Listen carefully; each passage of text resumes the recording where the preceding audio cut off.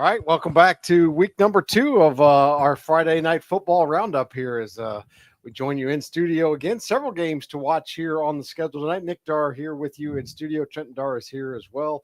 Eric Starkey joining us as well. He'll keep us updated on the scores around the area. We've got several games up on the board tonight. That's what we should call it, the big board. Like we have a big board. Yeah. So we got Freeburg, Roxana. We'll be keeping an eye on. Probably start out there.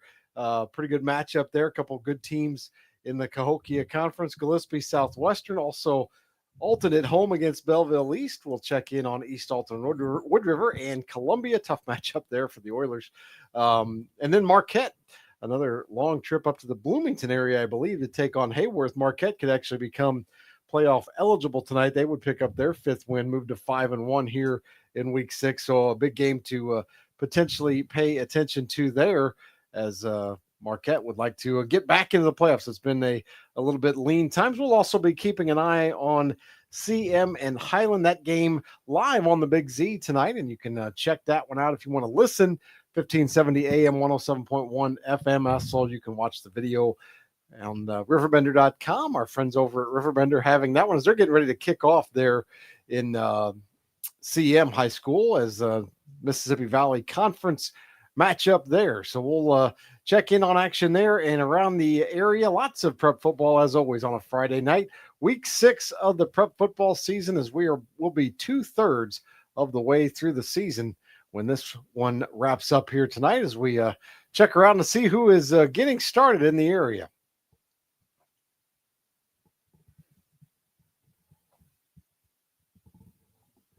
CM's going to start with the football over in Bethalto. We try to check in here on Roxana and Freeburg, and that one's getting set to go as Thursday night football. It's on Prime. This week, the Philadelphia Eagles face. Watch a little NFL commercial first, I guess, boys. Yeah. It's not an exact science.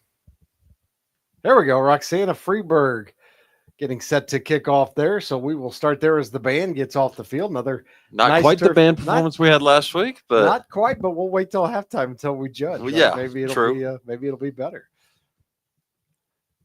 it'll be hard to top last week. It really will. O'Fallon had some kind of action there with the high school football band at halftime. That was very solid.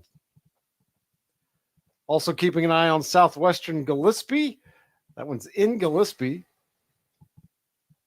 And Gillespie starting with the football there. Let's check in there while we've got a moment. As Gillespie has it here, first down. Piasol Birds got their first win of the season last week against Litchfield. Another winnable Southwestern or South Central Conference game for the Piasol Birds here tonight.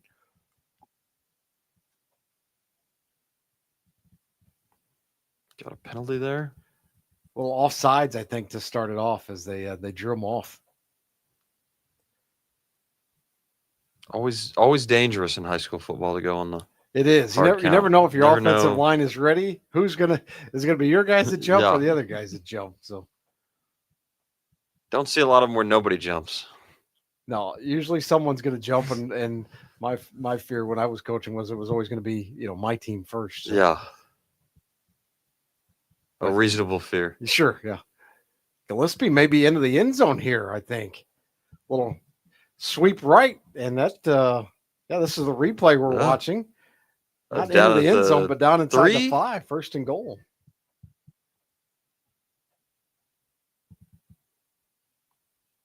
Shell's kicking it off in Columbia. We'll keep it in Gillespie. See if this is like red zone now because they're inside the is. red zone. So we gotta keep it here. Yeah.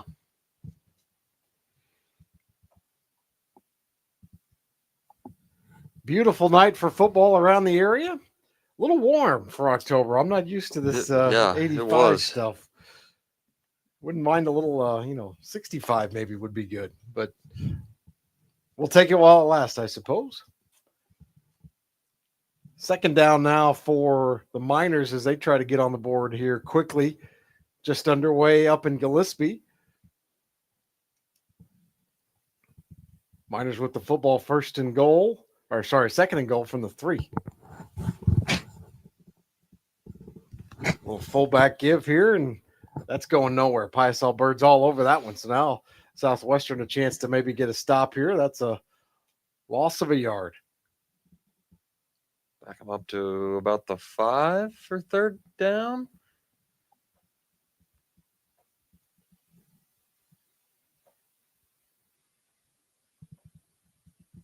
Get 3rd and goal from the 5 for the Miners.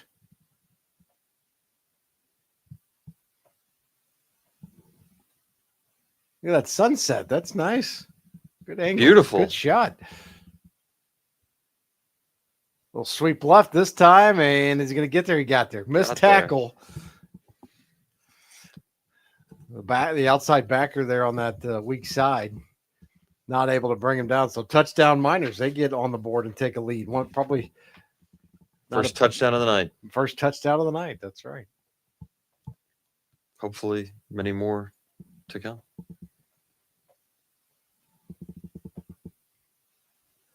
Go over to Columbia. Good Cahokia conference matchup here. Freeburg and Roxana. 1st and 10. Eagles have it. I printed out the rosters for this game, but not going to need them unless you can see those numbers. I can't make out that number at all. So I see number 1 is on the field. Okay, 1 is on the field. Right. Gotcha. That's the Roxana jerseys are going to be tough to tell. The yellow on the white is that's tough. Not the easiest for a broadcaster to see. It's not. We're not exactly watching these in 4K. No, I'm thinking even if we were at the field in the press box, I might be struggling tonight to see those numbers. But as we discussed last week, your vision's going a little bit. Sure. I don't know why you pointed at your head like I'm also losing my mind too. But... Eyes. Oh, okay. I saw you just out of the corner of my eye. So, but you might be losing your mind too. We don't know. You kind of did one of these. No. 3rd and 3. Eagles now. No score. The other Eagles, the CM Eagles. 0-0 there, just underway. Highland's got the football though. CM 3 and out on their first possession. Now those Highland numbers I can see. Those are very clear. And the CM Eagles CM numbers are nice and clear too.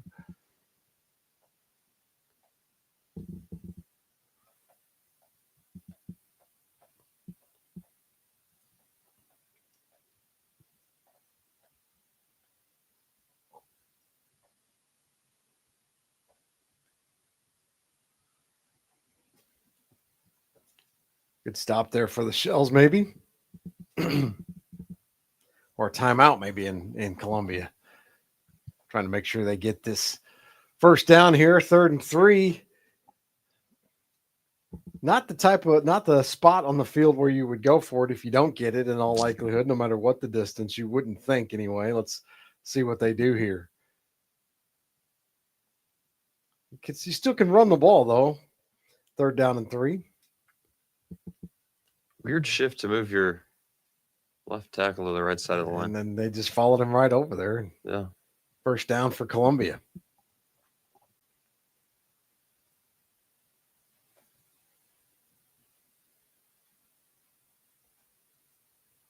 Southwestern with the football. They're backed up. Columbia still moving it.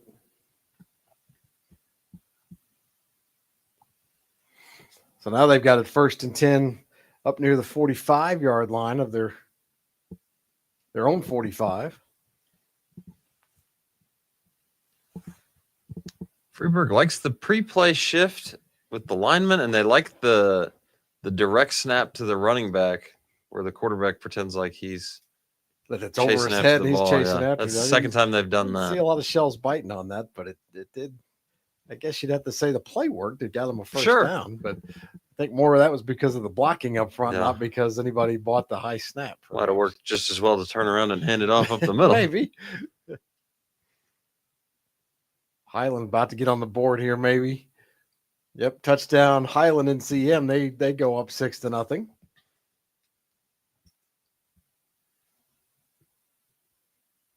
Little swing pass here. Good job by the Shell defense there to stop that, although You're giving up 5-6 yards on first down.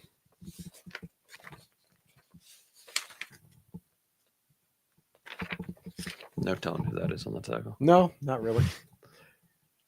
A shell defender. A shell defender with the play.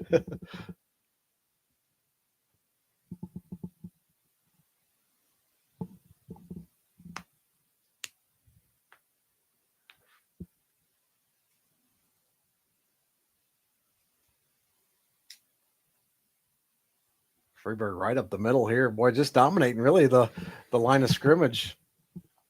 Getting nice push against that shell defense, which has been definitely a strength of Roxana on the defensive side of the ball so far this year. But so far tonight, good drive by Freeburg here to get this thing started. And we talked about it last week. It's so important to win the battle at the line of scrimmage. Rarely do you lose the battle at the line of scrimmage and lose the game. Only if you turn it over. Yeah. It really feels like. And every football coach in the world will tell you turnovers and the lines are. Illinois football put that theory to the test a little bit last week against USC, dominating the line of scrimmage, but they fumbled it twice inside the 5 and nearly lost the game, a game that they probably should have won by 2 touchdowns. Another good Did run force a USC turnover? At least one. I know had a pick, I think, threw an interception. Yeah. But it was a lot better performance than they had the week before. That's for sure. Certainly. I'm no longer worried that they'll lose out. I'm feeling hopefully win tomorrow against Purdue. Game you can hear here on the Big Z. 11 a.m. kickoff, 10 a.m. pregame. A lot of 11 a.m. kicks for the Illini this year. I think next week, too, against Ohio State's going to be at another 11 a.m. College game day? I don't think I know it is. It's already been announced. So. Could be. I think we were all hoping maybe Illinois would be going, both teams would be undefeated going into that game, but Illinois is going to have at least one loss going in. Would be the first time College game day has been to Champaign. They had what? Big Noon against Is Indiana? That's not quite the same. No, I think that was last week against USC, wasn't it? Or did they also have Big Noon last? No, maybe so. No, it was a night game the week before. Is that what they call their pregame show? I think that's what Fox calls it. Yeah. All right. They got Dave Portnoy on there now. Yeah. Let's get the more Michigan people we can have on there, the better, I guess. Another first down for Freeburg. 1st and 10. They are moving. This is a good drive that they've got going here. A little methodical drive. Good mix, too. A little run and pass, short passing game. And Shells give them a few extra there by missing a tackle or two. Reminiscent of a couple of Fallon drives we watched last week, just marching down the field 4 yards at a time.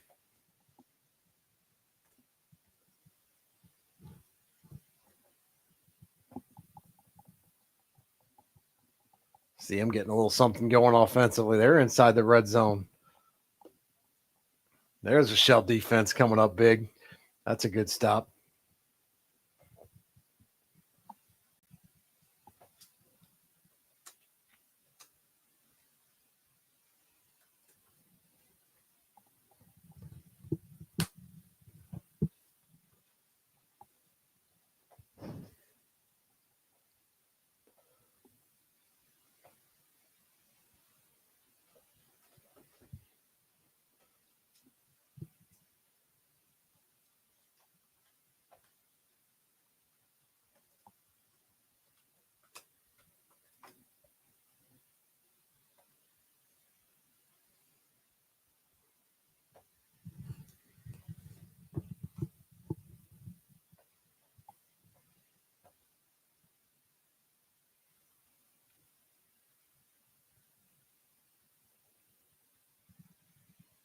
Go over to Hayworth and check out Marquette and Hayworth getting ready to kick off. You want to move we're behind. We are. Here we go. Let's go live, huh? That's a good idea. Big 3rd and 5. See if Marquette can get a stop here.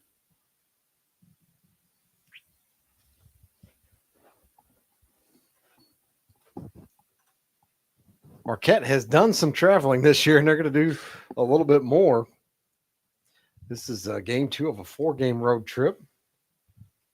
We're down in Cape Girardeau last week, pulled out a victory. Improved to 4-1. Hayworth tonight.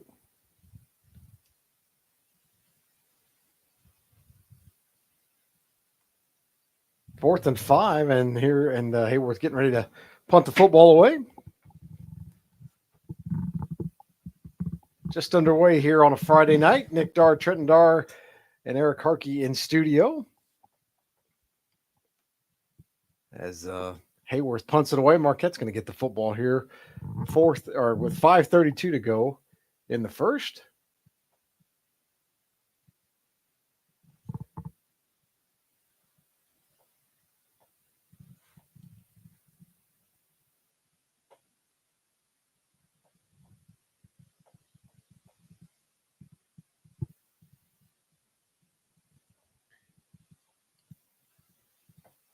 Head back over to Freeburg as the Midgets have it inside the 10. 2nd and goal from the 7. Trying to get on the board first here tonight.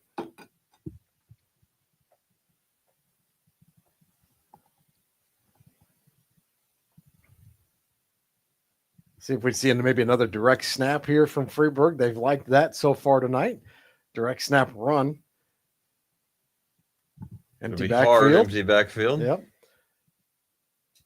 It is a direct snap run. It's just the quarterback. Did he get in? I think he stepped out. But.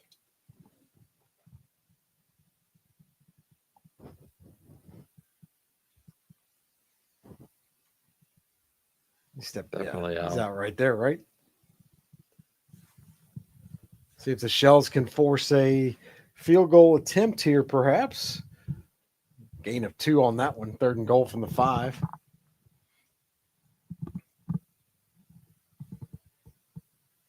Freeburg has chewed up some clock here, though, on this opening drive. It's 4.5 to go in the first, and it's the opening possession of the night.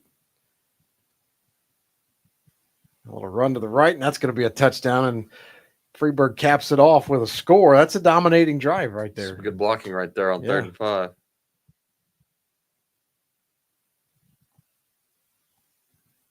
So touchdown Freeburg. They're up 6-0. Extra point pending. See if we got some good kickers going tonight. Had a couple last week, that's for sure. Definitely.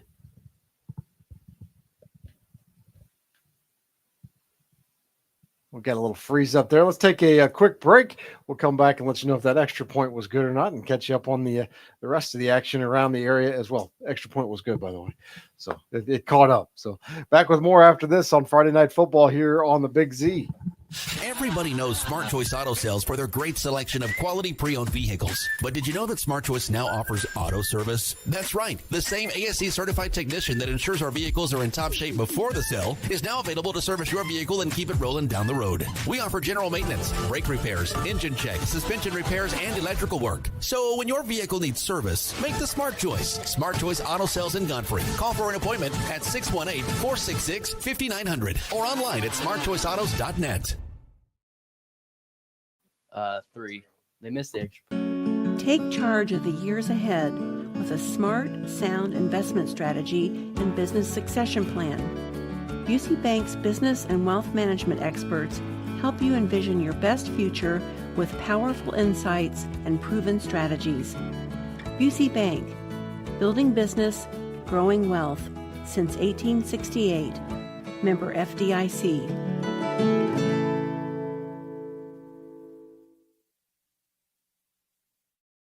Our Friday Night Football inside the Barrett Heating and Cooling studio here as we bring you some Friday night action. Shells trailing 7-0. That was a big hit. Freeburg is charged up tonight. They are. They've got some intensity. Big home game. Yep. Let's jump over to Marquette real quick and see what the Explorers have going.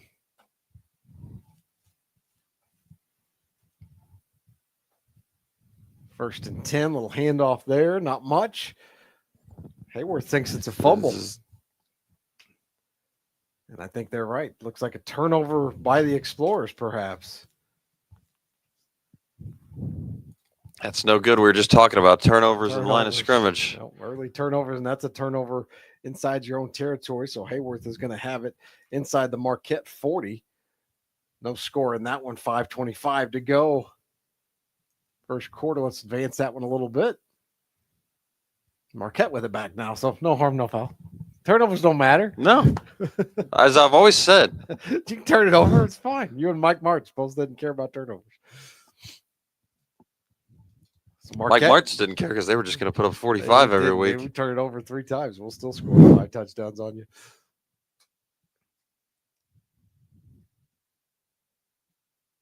No score there. 3:18 to go. First quarter. CM, by the way, on the board in Bethalto. There you kick a field goal. They're now trailing the Highland Bulldogs by a score of 6-3. Highland with a touchdown and missed extra point, and now a little false start penalty, maybe neutral zone infraction. False start. So penalty against Highland. Marquette with a run here. That's Jack Ray with the football. Good carry there for Jack. He's had a nice season so far. I'm printing out 14 rosters in front of you. It's hard to find the right one. I'm just surprised you could see the number. I don't even have my glasses on.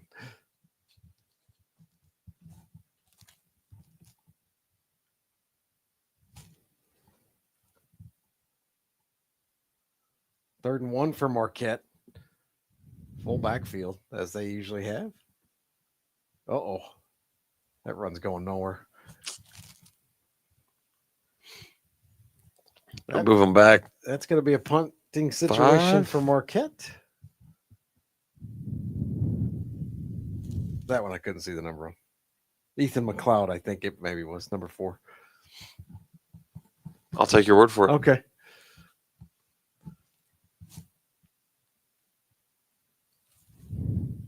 Fourth and 6 for the Explorers, and they'll punt it away.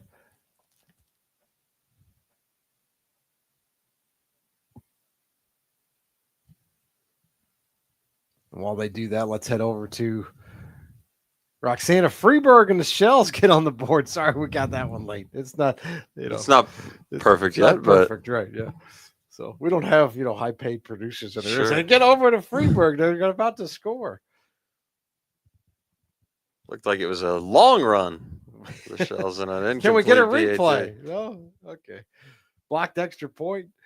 7-6 Freeburg with the lead. So the defense is not exactly showing out in Freeburg Not so quite far. yet. This one might be a barn burner. Could be. Also, they're just all of a sudden we're kicking off like it. They're just jumping Just ahead. kind of skipping around now. Yeah.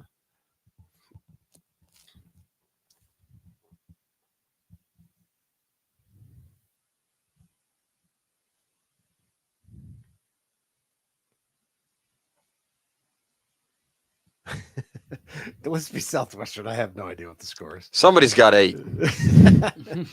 Right. Yeah. Let me share that tab real quick, just so everybody can see what we're talking about. Somebody's got 8. It's 3rd down and 5. So it must on the be 23-yard Gillespie line. that's got 8 because it's the gotta team have with the 8, ball. right? There you go. Right.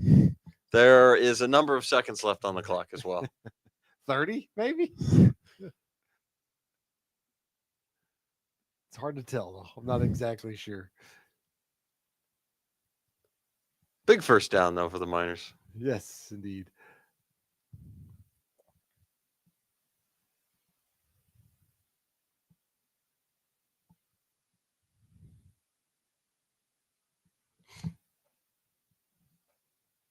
All right, back to Roxana. The Shells get ready to kick it off here. Trailing 7-6. Man, is that extra point going to come back? You'd hate for that to happen. Hate that. Woo! Ooh. Good tackle there by The Shells are pumped up. It was a shell. It was a shell that made the tackle for sure. It came out like a rocket, too. Let's see.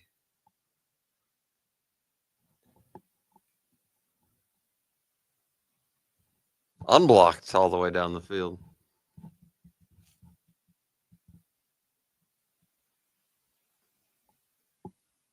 Oh, Highland throws one up for grabs. And it's a big-time touchdown for the Bulldogs. 21-0 Waterloo over Jerseyville first quarter. Not a great first quarter score if you're the Panthers. No.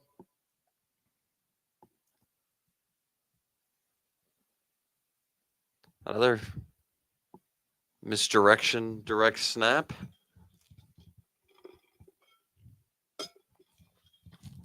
It's interesting. I don't think I've ever seen a team build an offense around that.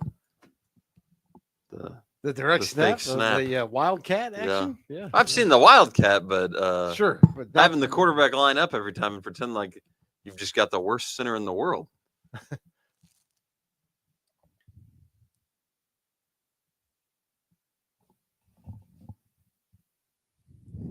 First and 10, Freeburg, another handoff. You're keeping it mixed, that's for sure. Do you think if you're Freeburg, you should have the center make a couple bad snaps over the quarterback's head? Just to make him buy it more, you think? You wouldn't play action if you Sure. couldn't run the ball, you know? Sure.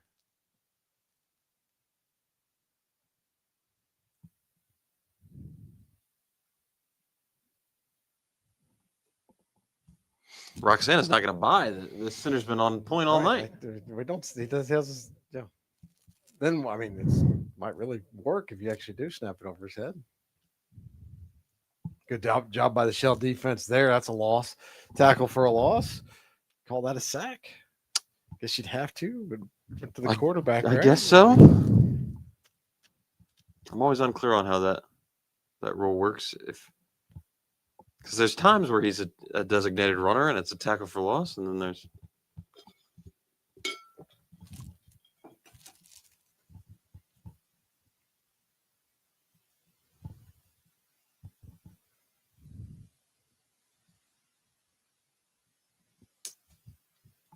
that one looks like it was a sack.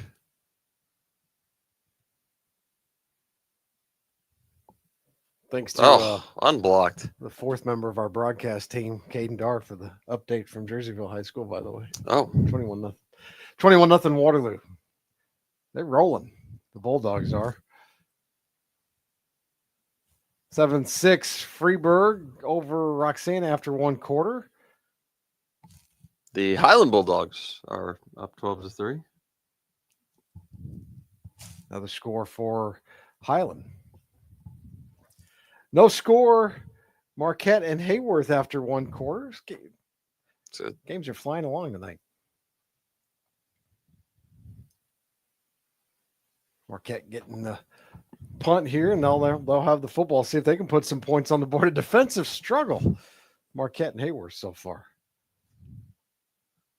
I think that's a game script that plays well for a Marquette team that wants to run the ball down your throat. Sure.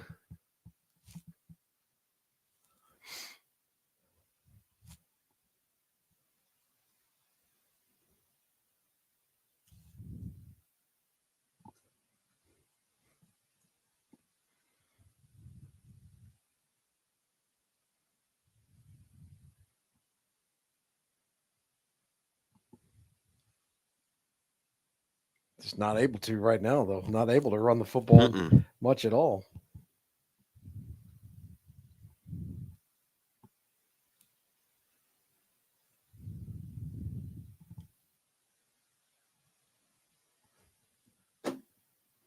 And not able to throw it there. Drop screen pass. And second and 10. Second and 10 now for Marquette.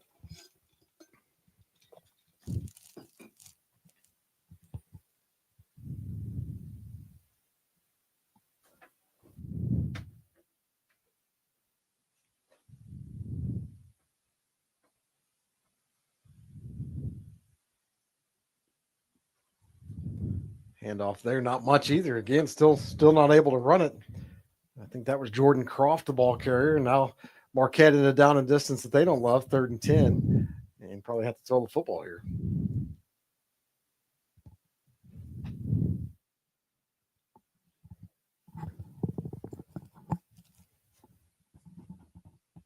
(12-3) into the first quarter in Bethalto.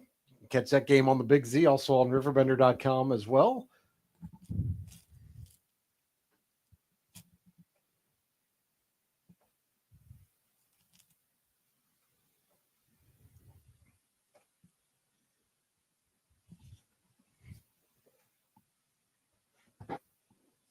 Marquette with a punt, and Hayworth is going to have good field position here.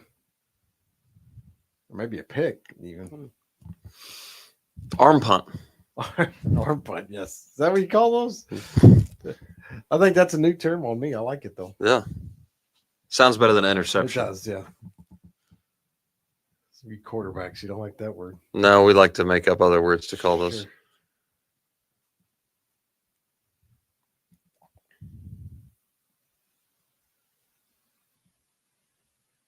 Good run here by Hayworth as they're going to get 5 or 6 on first down, have a second and short.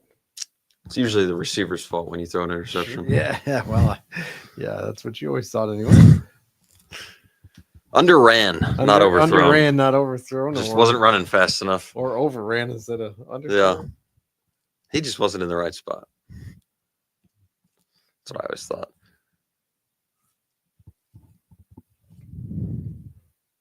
It was either the receiver's fault, maybe the offensive coordinator. Offensive coordinator, bad play call, nobody blocked. Yes, that's actually usually what it is. Little fake end around here and a big run by Hayworth as they're going to have it inside the 40. So maybe the best offensive possession of the night for either team for Hayworth as they've got it now inside the Marquette 40. No score. 10 minutes to go, second quarter.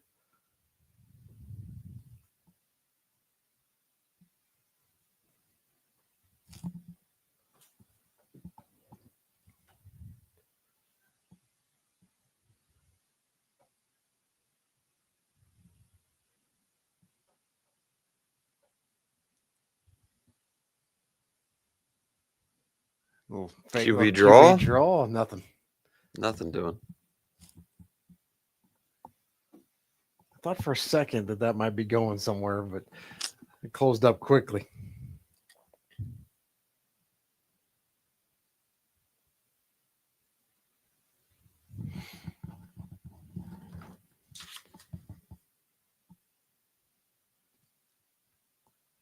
It's a good play by linebacker Jack Bieber. Yeah, he's been a terror defensively for Marquette all year. He can disrupt things. 2nd and 12 now for Hayworth. But a good run here, but another, I think Bieber again maybe with that tackle. I think he was the first man there. Just barely got a shoestring tackle too.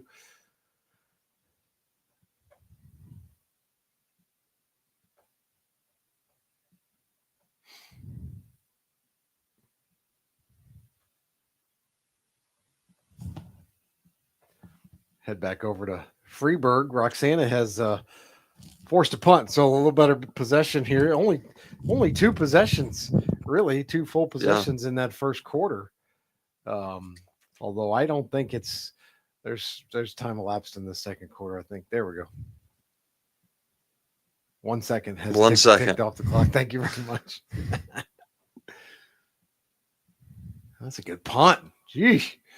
Where's this thing going? Oh, maybe it wasn't. Maybe it looked like a good punt went out of bounds. It was high. Camera angle made it look like it was a good punt. It did. We're gonna get a replay. We'll catch a replay of it. See. It definitely went high. It did go high. Be hard to say where it landed. Eric Harkey's with us as well. Eric, you got any other scores from around the area? We got a 13-0 lead from Breeze Central on Salem, and Belleville West is leading O'Fallon 14-0. O'Fallon coming off the victory against Alton last week. Roxana, big Roxana touchdown. touchdown. So the Shells, it looked like a little shell shock maybe at first in this game by Freeburg, but nice touchdown run here. Little option. Some long touchdown runs for the Shells so Yeah, far. a couple big plays.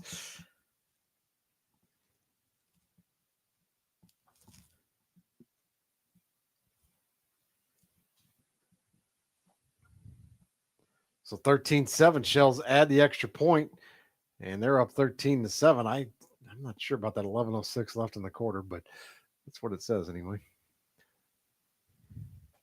Back over to Hayworth. See where we're at in this one. Still no score. Hayworth with the football, though. And 4th and 3 and 4th and 3 going for it. I don't know if that's right, actually. Looks like it's Okay, 1st and 10. 1st and 10. They must have gotten it. I thought, man, that was good. I got it right on a big 4th and 3 play. Yeah. Jumped over to it, but not so much.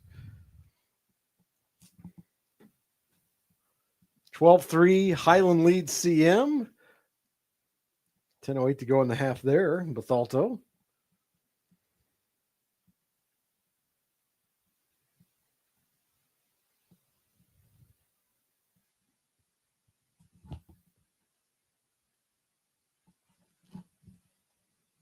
Marquette, Hayworth game. When you don't score, games go faster. Yeah. You know, I guess. Don't score and don't throw the ball. And Right. Clock ticks. The clock ticks. So this game's going to be halftime in a hurry.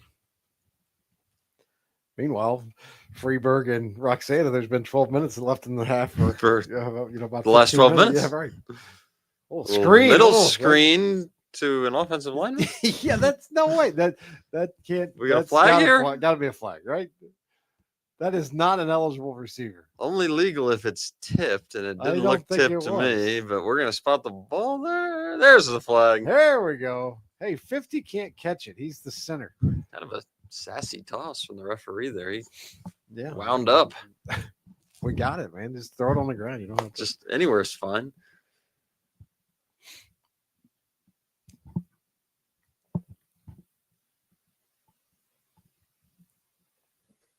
I don't know what took so long to throw the flag, but It was pretty obvious to me It was- immediately that was the center. anytime you see 50 catching a football, that's usually not good. Typically It's a not number what worn you're by. looking Yeah. for. Either it's the middle linebacker and you don't want him catching the football if you're the offense, or it's the center. And Right. You don't want him catching No. the football either. Anyway, in any case, 2nd and 16. Big play for Highland. Hayworth going deep, got a man. Overthrown. Underran. It's a perfect throw. that was His a receiver's perfect- just too slow. Yep. He did one thing right though. The quarterback he threw it where only his guy was going to get it. Like that was not Talked gonna about be that picked. last week, Yeah. and yeah. That one was going to be Man. caught or incomplete. It's so, I don't know if frustrating is the right word, but you get those shots so rarely in a game, big plays, and he had a man with a step and you just missed him, or the receiver just underran the Wasn't route. quite quick enough. Right. So now we're 3rd and 16. Another pass, another deep ball. Doesn't And that one up have for a step grabs there. and incomplete. Trying to just throw it up and let his receiver make a play there. Good job by the Marquette defense, though, to bat Get a that finger one on away. that. Now 4th and 16. What are you doing here? Looks like I the don't- field goal team's yeah, on. This is gonna be a long field goal. I saw him get the Where is kicker's it? block Where at out. Try fake here. I mean, I'm anxious to see this kick. Maybe. No, this is gonna be a. Are they gonna try to kick this? It's a 50-yarder. This, yeah, Or it's it'll be a 49-yarder. 49 yarder. 49 yards. And we're It's not be a gonna long s- kick for a high school yeah, kicker. Will we see if it goes in or not? There we're inching closer. High snap, low It kick. looked like it had the distance. It is good. That's a Well, I'm big-time basing kick. that on the fact that Hayworth is celebrating. And Marquette so- doesn't seem to be Marquette thrilled. doesn't. No one's doing this, waving it no good on Marquette's side. So 3-0. Was bombs away. Now we're gonna see the old goalpost. Nope, not quite gonna get there with the angle. So wow, that's a long kick. That's a longer kick than you normally see in high school. Yeah. 49-yard field goal there for Hayworth. I'm gonna give him 49. Sure. Let's give it to him. So now Marquette down 3, 5:47 to go. Still 12 minutes left in Freeburg. Refresh the tab, maybe. Yeah, we'll try that. Inside Hopefully it baseball. doesn't. No one else is watching. It's just crush the rest of our. yeah. Let's hope. Oh, we got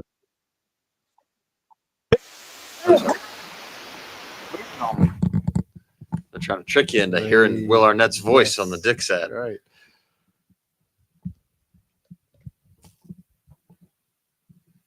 Somebody still got 8. Gillespie and Southwestern.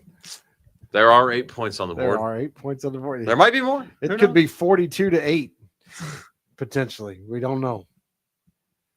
It's now Not something 16. to 16. So Oh man, Eric, do you happen to have a Southwestern I Gillespie cannot score over there? find Southwestern score anywhere. We know Gillespie has 16. No, that's why you can't find it anywhere because no one knows. Wait a minute. still 13-7 in the Roxana Freeburg game. Freeburg in the red zone. So we should go there, right? Yeah. That's what we should do. Looks like it's raining there, but I don't believe that it is. Got a flag. As in the area of a hold. Do you have a kicker that can kick it 49 yards? Hayworth does. Yeah, they got a Wouldn't want guy. to play Hayworth. They only got to get to the 38. Right, they're in scoring range. Well, now we have backed. I didn't touch it, and we backed up to 10:45. I guess we're going to watch the rest of this Freeburg drive again. Nope. And now we're back. Okay. Maybe they wanted First to and replay. 15. That looked like that was going to be a good play. We're going to see it again. Okay. We're going to see it a couple times. Maybe 3 times the charm. Nope. Okay, I got to stop. We're going to refresh that one and see if we can come up with what's going on. And while that's happening, Hayworth let's go check out Hayworth. I mean, why Dang, kick it why- short? yeah, I that- mean, that dude can kid bomb could- it, so kick a touchback. Third, second and long for the Eagles.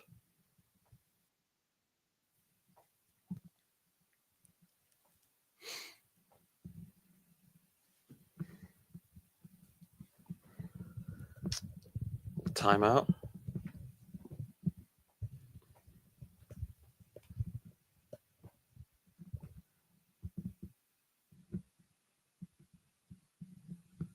let's head over to Gillespie, where we don't exactly know the score. We know exactly. We know half. exactly how many Gillespie has. 16 points. Southwestern maybe going to get on the board here, though. Big run down the sidelines, out of bounds. Inside the 30, stepped out. Get a chance to go there.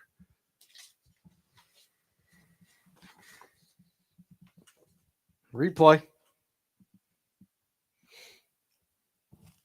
Got a big flashing down marker. Maybe Southwestern will get to a point on the field where we can see the scoreboard. That would be great. That's, I believe, 2 weeks in a row we've had a problem with Southwestern's score button. Yeah, that's a good point, Eric. It is 2 weeks in a row.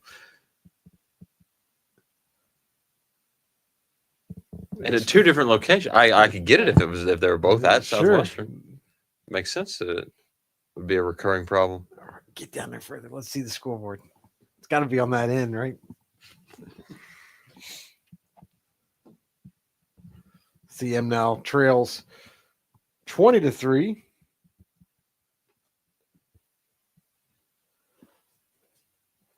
My friend Brian Campbell checking in with the Marquette score, 3-0. Fortunately, we can watch it this week, so we have a little bit better idea. Sure. We're getting scores from all over the place last week and getting a completely unfortunate, inaccurate Marquette score. We had them, I think, one of the sites we were looking at had them down 42-0, and they won the ball game last week. So, where are all my Marquette friends? Touchdown Southwestern. Where's the scoreboard? Just a little more. A little more. Oh, Celebrate on the other side, please. well, we know that Southwestern is not getting beat 16. And it's a minimum of 16-6. Saw the play clock at least. We're not 25 seconds on We're that. not going to see this scoreboard either. Maybe for the field goal, PAT. I remember this field too. It is down at that end in that It is. corner.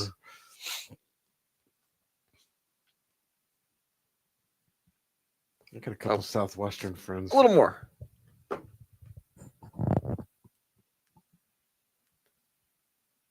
False start. Did they not get in? On the false start on the PAT, maybe? Maybe so. I thought they were lined up to.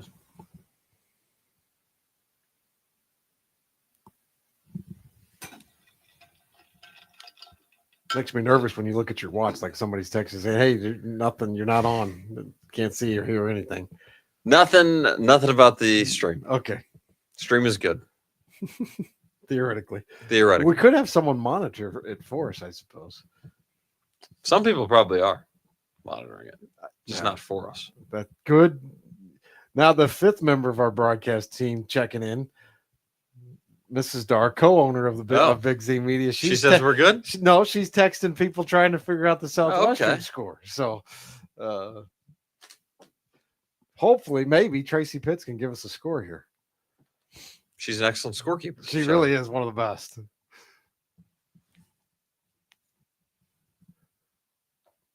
As we dwell on the fact that we can't see the scoreboard, maybe that's what she's. Let me see if I can help these guys so they stop talking about the fact they can't see the scoreboard. So she must be able to hear us. She must be. Surely, it couldn't just be randomly texting Tracy for the score, right? And including me in the text. We're gonna get people all over giving us scores, sideline reports, perhaps. All right, Looks it's like Freeburg scored. 13 Freeburg, and we might just have to keep an eye on that score because the broadcast is leaving a little to be desired. How about back to Hayworth? Let's see what's going on there. 3-0 still, 2nd down and 7.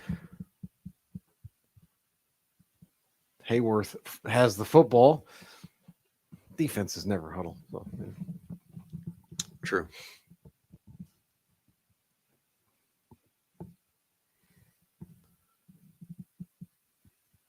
Quick half for Marquette and Hayworth. Big run though. 1st down. Got some pretty quick first half action going on everywhere. Yeah, it feels like it's going faster than last week anyway. But that Alton O'Fallon game that took a while. Hour-long halftime show. So, Eric, do you happen to have an Alton score for us? Alton score is 20-0 right now. Alton losing. Okay. Well, we don't have to necessarily find the video for that one then, I guess. See some points get put up by Belleville East. We will have Alton on the air next week as I'll take on Belleville West. 2 games on the Big Z next week.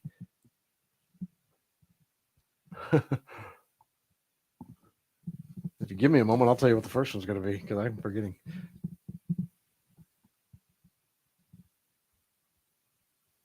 Roxana, Breeze Central at Roxana. That'll be a good one next week. So that'll be our live game on the Big Z, and then we'll have Belleville West at Alton later on that night.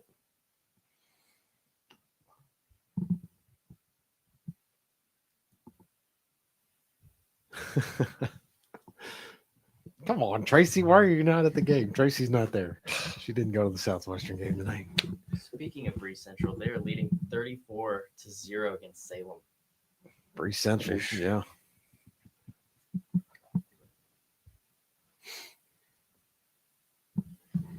Hayworth up 3-0 here. Under a minute to go in the half. Probably just kick a field goal from here. Let it rip, boys.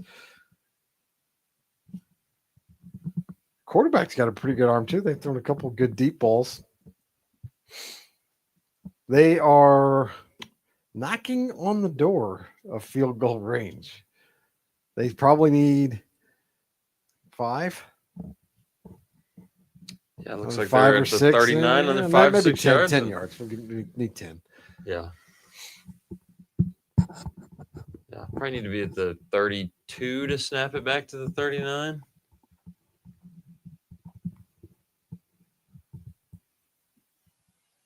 All right, good one in Freeburg, too. Every time I flip it over there, though, it starts spinning. So 14-13 to score. Shell's driving. 16-6. Southwestern is losing. So we'll try to keep a little eye on the Southwestern game. So it was It their was first 6 points. Yes.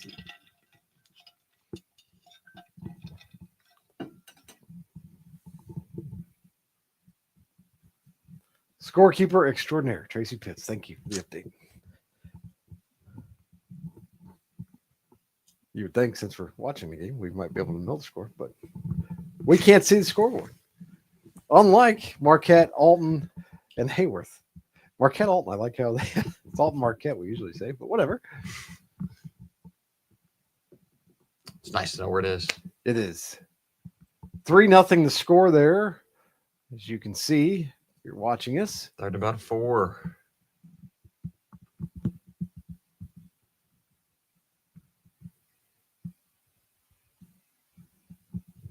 If you're watching us on Facebook Live and you would like to, maybe a bigger screen, a little easier to watch on the big screen, you can go to the Big Z Media YouTube page, and we should be live streaming there. Might make it a little easier to put it up on your television set. We still call them television sets, do we? If you got one of them smart TVs. Smart TVs, yeah. Now I got to check it out on my phone, see if it's actually happening. Oh, we do. We're on. All right. I mean, I see some video. Check it out on my phone. I can hear your voice. There I am. Yep. We're on the YouTubes. Ooh, I like that play from Highland. Nobody can see it except for me, but No, it was look good. I'm sure it was good though.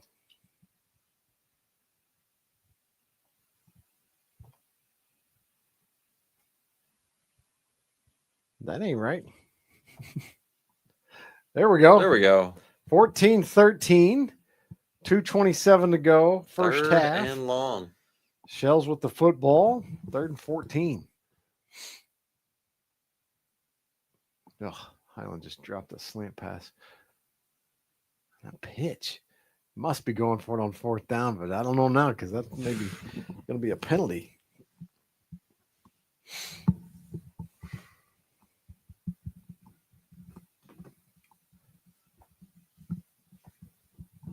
And we've got a little wheel spinning again.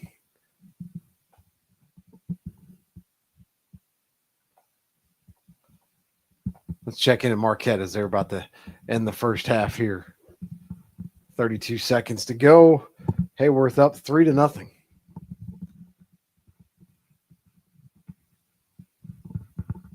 Second down and 3. They are in field goal range, no doubt about that. Taking a little shot to the outside here. Definitely in field goal range now. That could be enough for a first. It's probably right at the marker, it looked like to me.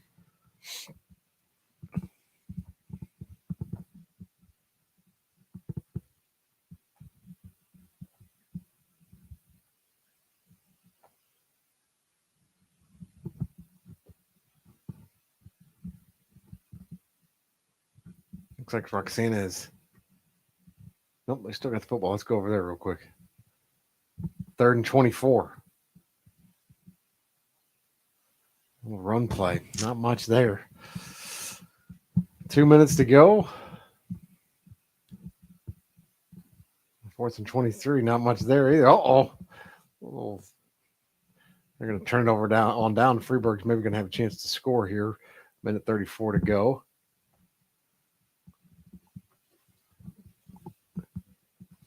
Is there a penalty on that passing play, maybe? Looked like I thought I saw a flag down, but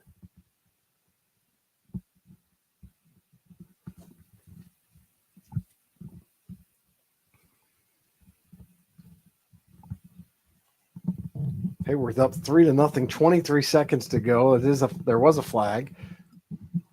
10-yard variety, too. It's 2nd and 14. As they talk it over with the coaches there. Highland's going to put another touchdown on the board in the first half against CM. Long run play.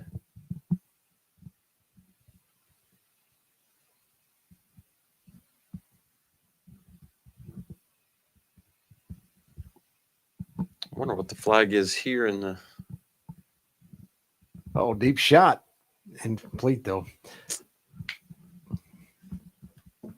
So now third and overran it. Yes, indeed. 3rd and 14, right? I know. Say it should be third. Should be third now. One more shot to the end zone here. I don't know. Or I'm going to try to get 8 yards or so, and I'm going to try to get 8. Try to get a little more makeable Sure. field goal going. I don't think you would try a 54-yarder.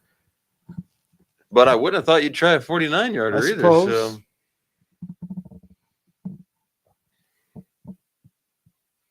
Little It's run gonna play take us to thing. half. Yep. Got out of bounds. Got He's out of close to a bounds. first down. You can maybe go for it. got a timeout left. Definitely can kick a field goal now, or attempt a field goal. But if there's really Looks 9, like they're gonna going to leave do 9 on it. so. Yep. Yeah, I think that Kicker's play on. started with. I think there's a little less than 9 seconds on the clock, maybe. Well, this 4th down too. It says 4th down on the yardage 4th marker. and 6 or so. So Another long field goal, though. This is about a 47-yard attempt. Low snap, bad snap.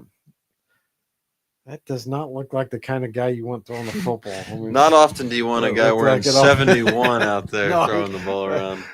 Not often do you see 71 as the There's holder. either. on, No, he's got soft got hands. the best hands on the team, I guess. So anyway, that'll stay. Wouldn't have mattered how 3-0. good his hands were there on that snap. So it'll be 3-0 at halftime. I don't know what's happening with this broadcast, fellas. Not ours. The Roxana Freeburg one. I don't know what's happening with ours either, but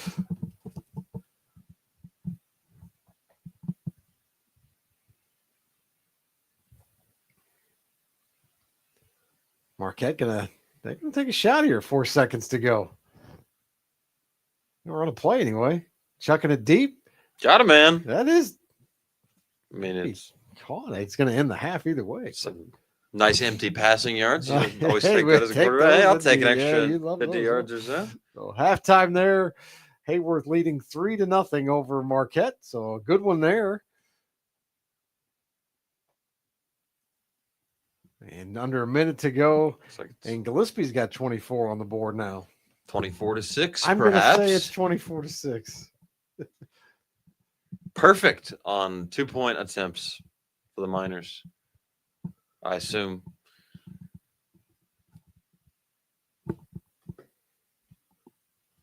I guess you'd have to. They probably scored 3 times because they had 16 Yeah, last 3 times 8. That's 24. You get there by scoring 4 times and scoring 6 every time, but we know they I had don't think 16 that's what happened, previously. though. Perhaps we missed a safety and a Maybe. touchdown, but I don't think so. So Gillespie's going to kick it off here. Less than a minute to go. 28-3, as you mentioned. Highland up over CM in Bethalto. Highland bouncing back, it would appear, from a loss last week against Triad. Caught the end of that one here.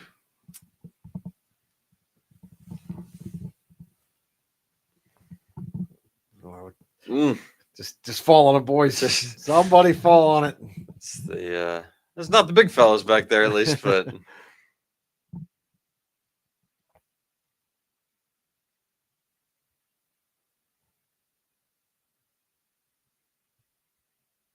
I guess we didn't quite have that live, did we? No, it ran back a little. I just meant we're still sharing Marquette and Hayworth, aren't No, our bad. No, not really our bad. Just mine. we? Yeah, don't put this on. I mean, you, Eric. you and Eric really had nothing to do with that. So.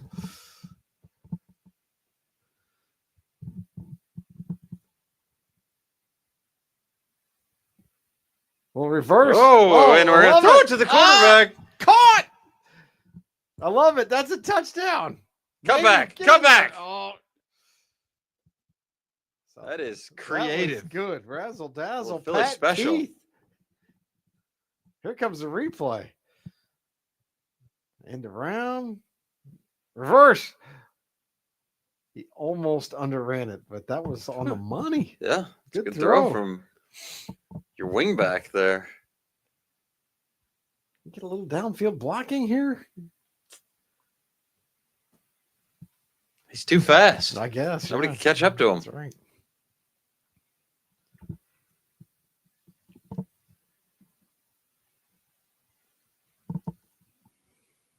Still got time. 42.8 seconds to go, I think.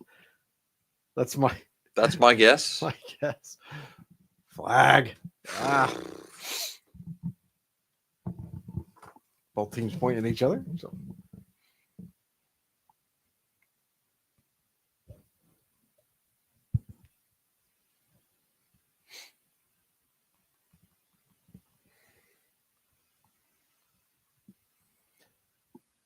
But that one, I'm pretty sure, is going against Southwestern.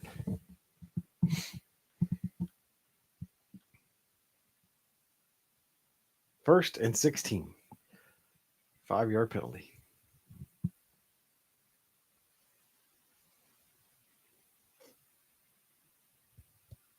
A quarterback run here. Just design run, straight run. Did he get out of bounds?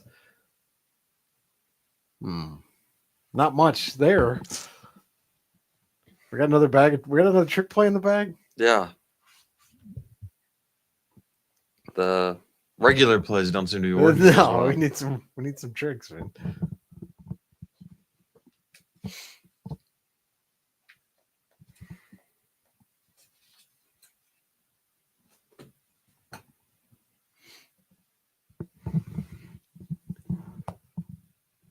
Got the penalty yardage back.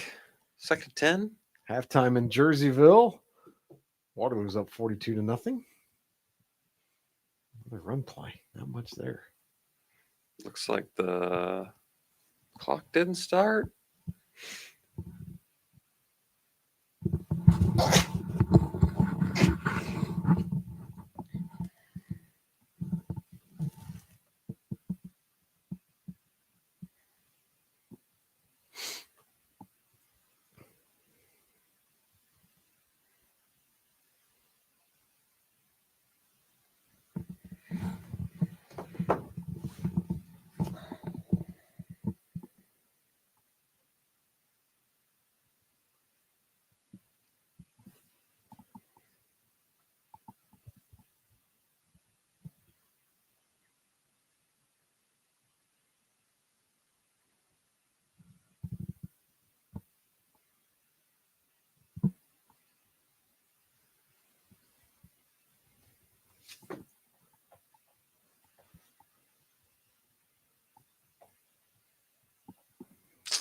Yeah, not as impressive as the O'Fallon halftime show over in Freeburg.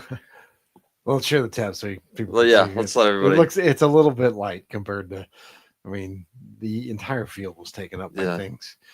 But Freeburg up 14-13 on the Shells at halftime there. Marquette and Alton, that's 3-0, or Hayworth, I'm sorry. Hayworth up 3-0 over Marquette. Marquette Alton. Marquette Alton, yes. Southwestern trying to get on the board as they end the half. Might be a touchdown. Could be an incompletion. Could have been I think intercepted. it's an incompletion.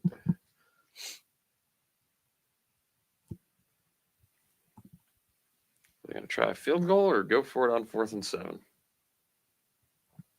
Oh, Jerseyville on the board, 42-7. All right. I don't know. Stop if the they running clock I in don't know that if they game. just scored or if our sideline reporter there just had the score wrong. I texted it to him. He is a freshman in high school, so Numbers are covered before then, I think.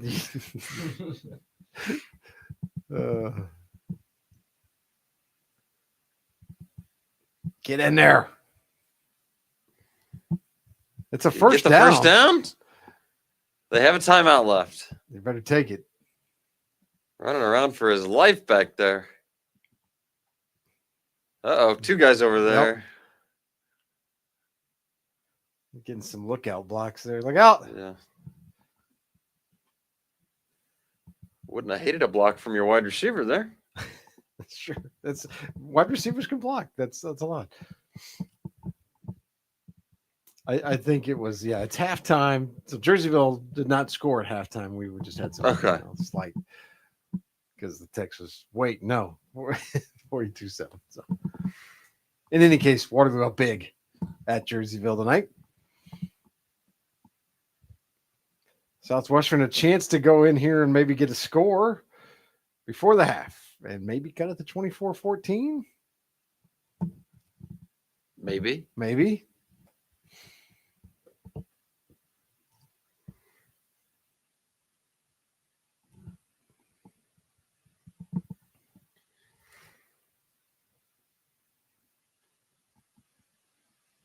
Thanks for tuning in on a Friday night. Friday Night Football here, presented by the Simmons Hanley Conroy Law Firm. After our broadcast tonight, how many? I mean, I don't think we'll name a Munganette. We're not really following one game, so it's hard to name a player. Hard to say who's been the best. Maybe we'll find a standout performer and call it name the Munganast Alton Toyota playoff or standout performer. Playoffs, those don't start for a while. I missed it. Now we got to go back. Did we score?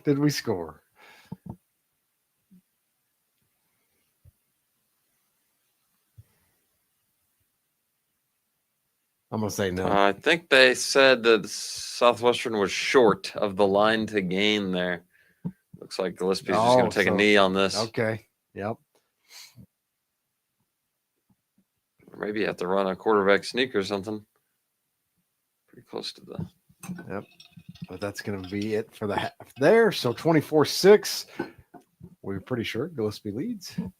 We got half times everywhere. Let's get some commercial breaks in here and come back with more Friday Night Football here. Friday Night Football Roundup on the Big Z, presented by the Simmons Hanley Conroy Law Firm.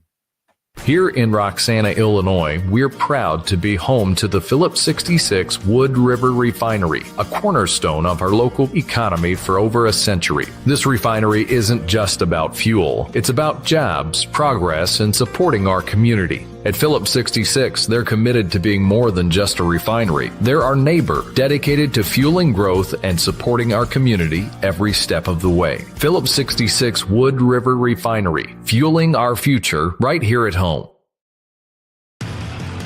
Get ready to roll with River City Auto Sales in Cottage Hills, Illinois. We've got amazing late model and classic gems all in stock right now. Need financing? We've got you covered with guaranteed approval. And extended warranties are available. Just call 618-259-7852 or swing by 512 West MacArthur Drive in Cottage Hills, Illinois. Check out our inventory online at rivercityautosales.co. Your dream car is waiting. River City Auto Sales. Let's get you driving today.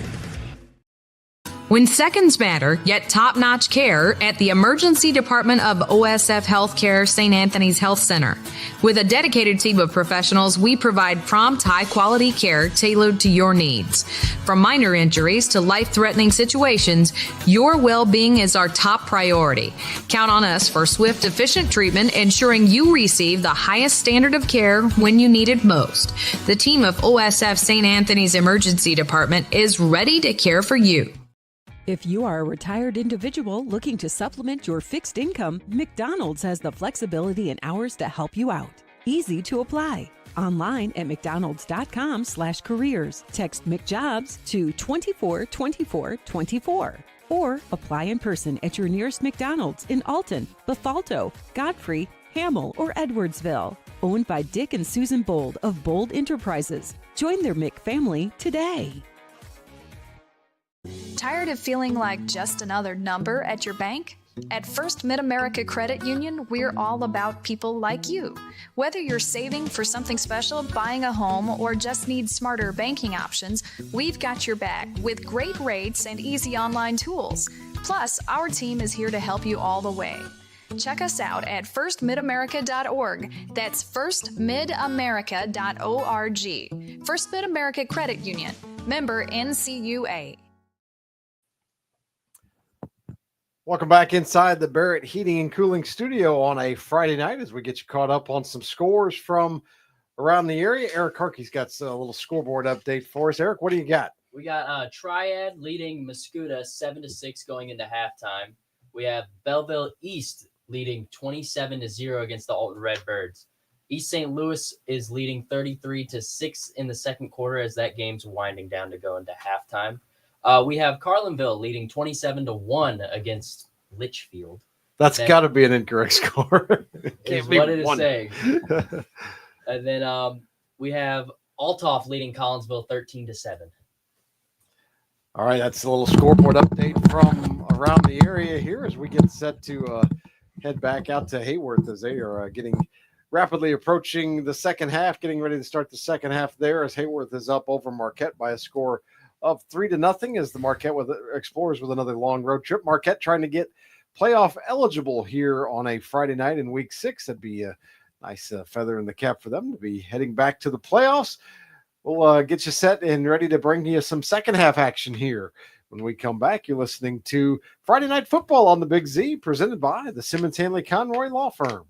Hey, Bill, where you been all day? Driving all over town. I must have gone to 6 stores before I finally found the tool I needed. What a waste of a Saturday. Oh, that's a shame. I found what I needed this morning without even leaving my easy chair. Well, how did you pull that off? I just logged on to stpetershardware.com. They get a convenient online store, found just what I needed, made my purchase, and they delivered it right to my front door. Hey, where you going, Bill? stpetershardware.com. I've got some shopping to do. Find just what you need from the comfort of home at stpetershardware.com. Comment on that. I got heating, I got cooling, I got parents who could ask for anything more. For over 125 years, Barrett Heating and Cooling has been the trusted choice for families in the Riverbend area. Our commitment to quality products and guaranteed service is unmatched. We take our job seriously because we value the trust you place in us.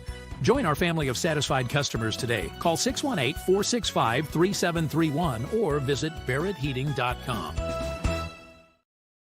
Since 1942, the Riverbend community has loved the delicious food served at Gino's 140 in Bethalto. Now, you can enjoy the same great flavors from the comfort of your own home. Gino's is known for their mouth-watering steaks, famous stromboli, and fried chicken. Plus, with a flat fee of just $5 and up to 7.5 miles with a minimum order of $25, you can enjoy your favorite dishes without breaking the bank. Don't wait any longer. Order now and enjoy a hassle-free meal at home. Gino's 140.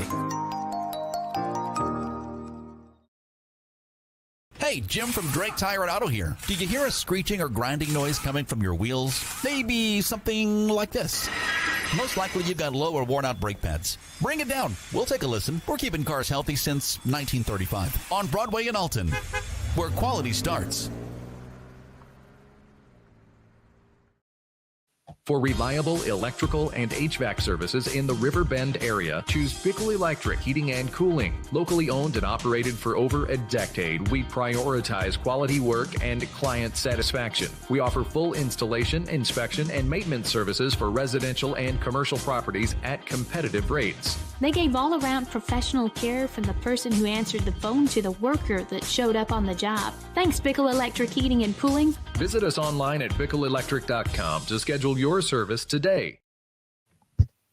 When you make the right decision, it feels good, like picking the perfect piece for your new apartment or choosing a full night's sleep over the all-night binge of the latest crime show. It feels great to make that right decision about insurance, too. My team and I at Tom Lane State Farm have almost 50 years combined experience, and we know how to explain your coverages so you'll know what to expect if the unexpected ever happens. Call us today and help us show you why having State Farm means more than just having insurance. Like a good neighbor, State Farm is there.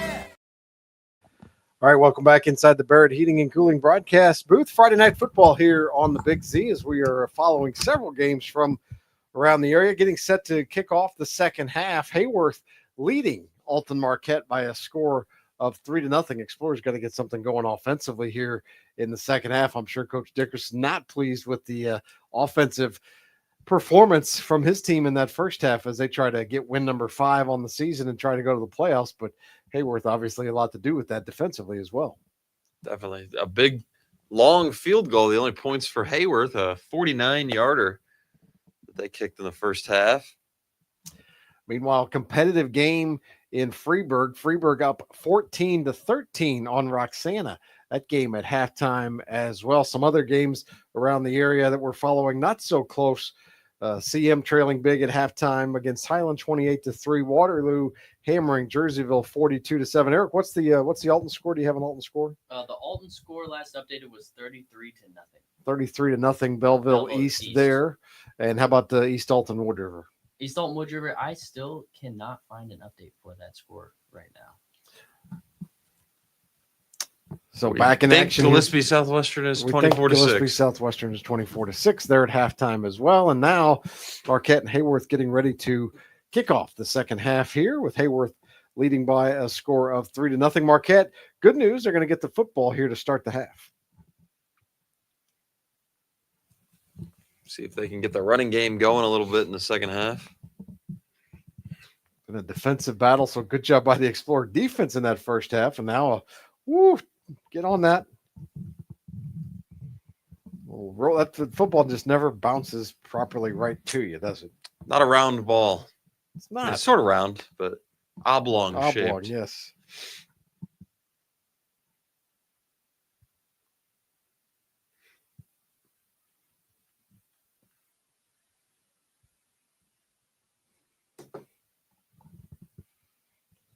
So it'll need to be a 77-yard drive for the Explorers to get into the end zone here.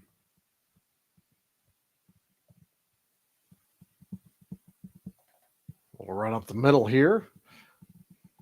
Not much there, like Jordan Croft got the handoff that time. And he didn't get much.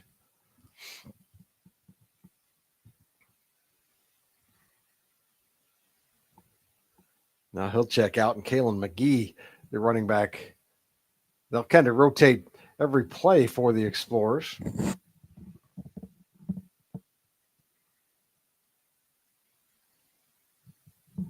Now Hayworth obviously knowing they got to stop the run against the Marquette offense, and they've been able to do it so far. Everland takes a snap, pitches it. That's Longstreet, the ball carrier, and not much there again as they string that one out all the way to that far sideline.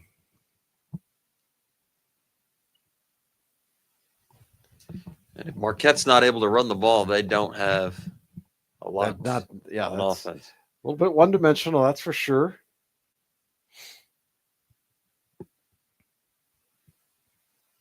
You just hope you keep pounding away and break one and your defense plays well. And I'm sure the audience pleased that we didn't just talk Cubs baseball the entire they're lucky broadcast. Because we plenty to talk big about. game tomorrow. We're still playing. Well, they are. You and I are. We don't play for the Cubs. No, we don't. But sometimes fans say things like we. Another one strung out all the way to the opposite sideline. They're, doing a nice job.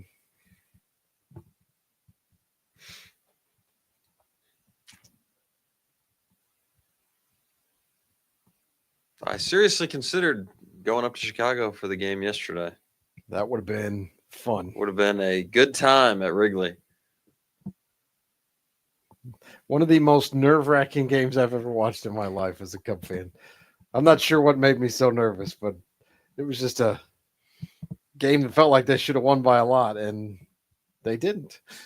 3 runs on 13 hits is good enough to win, I guess. Marquette punts it away.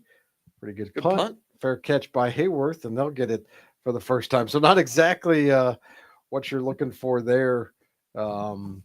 First possession of the half, and it really went nowhere.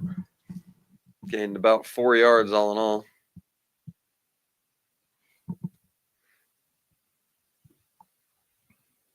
Love to see your defense make a big play if you're Marquette. Maybe get a turnover. Turn the ball over. Need something. Got to have something happen here to get on the board. Made a motion for Hayworth, and they'll fake it to him and give it up the middle. Good job by the Marquette defense there.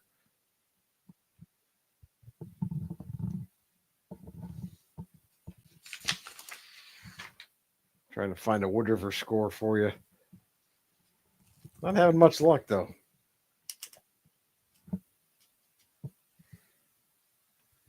Tough assignment as they're playing Columbia tonight. Some good Still teams. on the hunt for the first touchdown of the year. I almost said there's some good teams in the Prairie State Conference. I meant Cahokia Conference. Prairie State was a while back.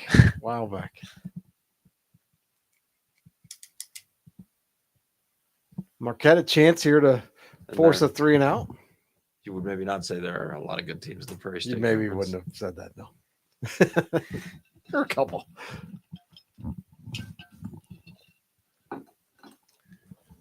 Marquette and Wood River kind of dominated the Prairie State Yeah, they Conferences for a couple of years. Roxanne and The Freeburg big city getting a little boys closer. compared to some of the Prairie Sure. State schools. 3rd and 3, see if the Explorers can get a stop here and get the football back. They can. Big stop. No. No. Oh, man. We were fooled. The Everyone cameraman was was fooled. Marquette defense was fooled in that. Wow. I don't think we're doing replays in this game. I would like to see what happened there. I guess we could we could rewind it. That's a great idea, Trenton. Gosh, nice to have young people around.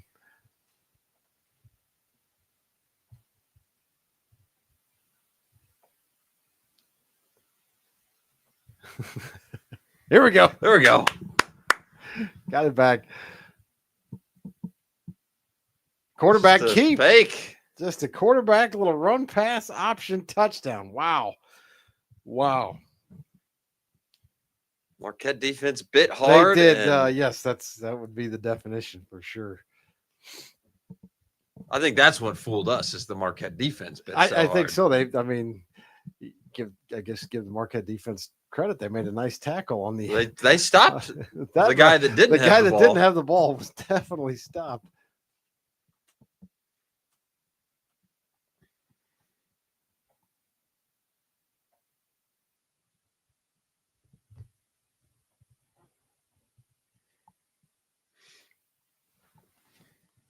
So now 9-0 Hayworth with the lead. We go back to live and did this get called back? Oh.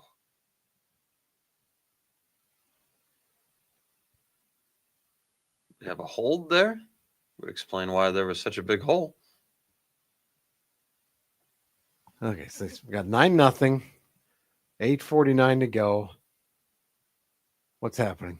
And we're walking it all the way Now back. Start walking backwards. Oh, doctor. That is killer. But huge. That's for the one of the Explorers. latest penalty calls. Yeah. They that were setting up maybe to ever kick the extra seen. point, and they're like, actually. Hey, I think I might have saw a hold there.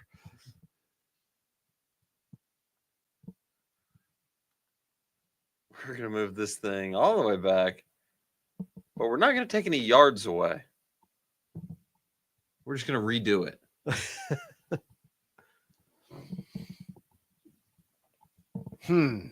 Interesting. That is a call. curious call. What happened there? Did Marquette take it? I mean, there surely wasn't a timeout, right? I mean, would have thought we would have gotten offsetting, stopped maybe before offsetting penalties. I penalties. guess. Replay the down. Eesh. In any case, a break for the Explorers. Instead of a 9-0 game, we got a 3-0 game. Did mark off 1 yard, maybe. And Marquette, I think, gets a stop here. Let's bring that one back up to live speed. They did not get a stop, apparently. Hayworth has the football. 1st and 10. I have a score update from Columbia. It is 49-0 Columbia Eagles over the East Alton Wood River Whalers. All right, probably the last score update we need from there. I guess. It's going to be some running clock in the second half over there.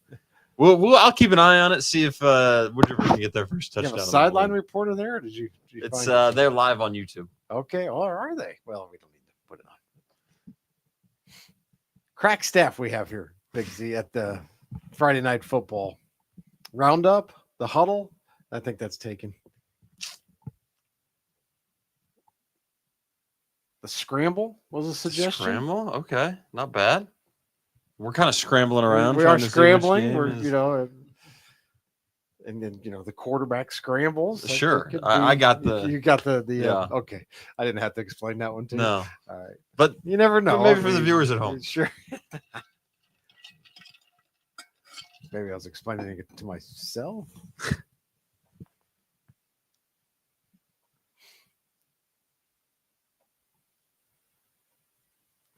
It's now 2nd and 29 somehow in the Marquette game. They've given him a down back. We've missed something. But no scores. It's 3-0. It's still 3-0. 2nd and 29. Let's head over to Freeburg as they're getting ready to kick off. They've actually kicked off the second half. And Roxana has the football here to start it.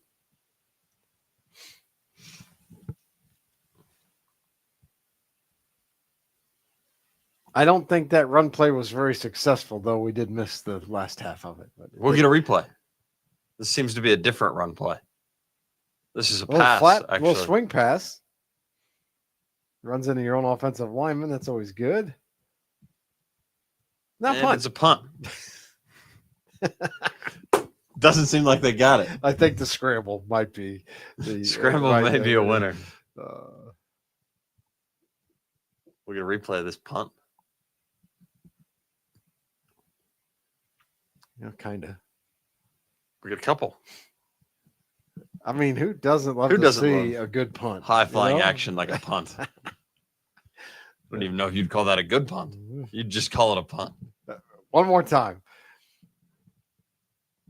We might be stuck in replay land for all. I can't do it anymore. We gotta find something else going on. We're just replaying it again. At least we didn't miss a touchdown here. Let me share this tab instead as we go back to Hayworth. Marquette down 3-0. Still 2nd and 29. We got a conference going. I love a good official conference. That's what they should replay is officials conferences. That looks like more than 29 yards to me. I'm looking at where is the football line of scrimmage is allegedly at. There's no football on the field. Allegedly at.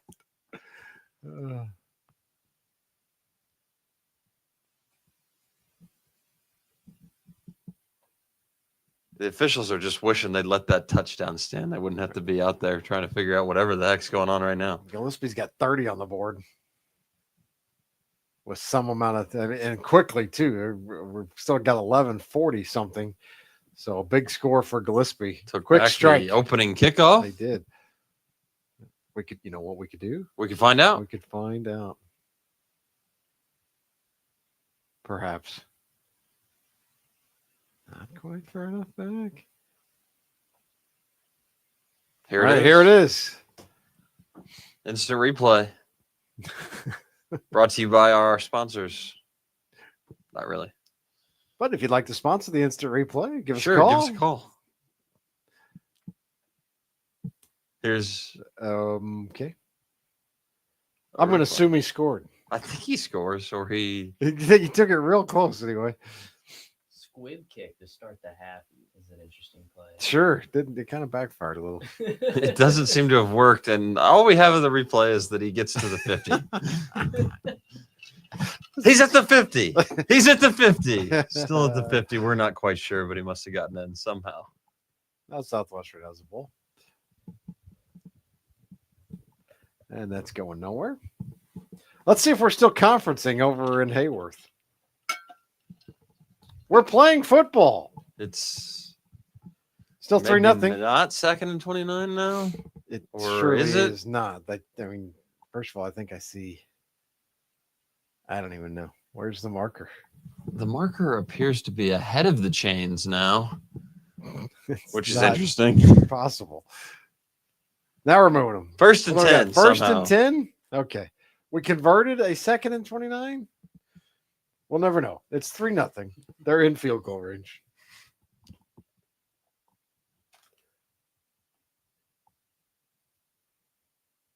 Underway, second half in Bethalto, still 28-3 Highland there over the CM Eagles. Redbirds down big, Oilers down big, Jerseyville Panthers down big, Southwestern down, I guess you'd have to say big at this point. 24-point ball game, That's a presumably. big lead. Nothing there for Hayworth on first down. Let's see if we're still replaying that punt over in Freeburg. We are. Now we got it. Now we got something. 3rd and 10. Big 3rd and 10. Third and Perfect 10. time to switch over. Red zone action. For the midgets.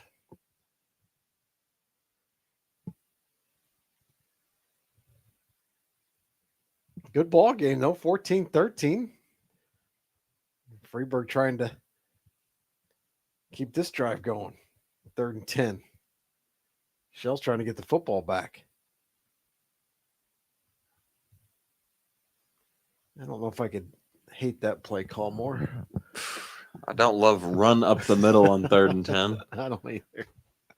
I guess, you're just content to punt the football away here. I guess.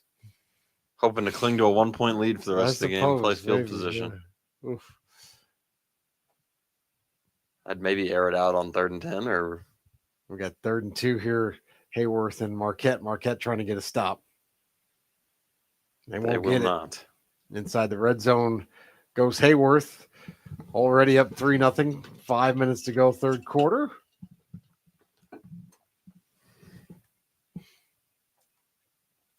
And we can get 5 or 6 replays of this punt over in Roxana.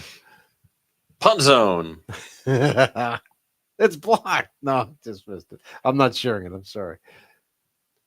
It's all right. We'll replay it a couple times. Well, we're in the red zone, so I got to stay here. Yeah. We got to establish some rules for the broadcast. They're No in the punts. red zone. No punt. We're not covering punts anymore.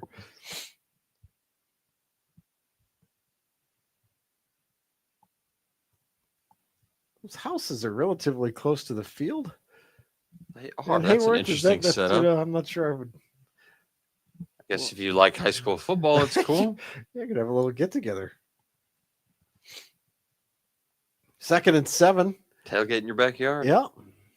It's kind of frowned upon, I think, to drink It's a lot of high school not, football games. Yeah, But not super permissible. then it's Hopper and Hoosiers.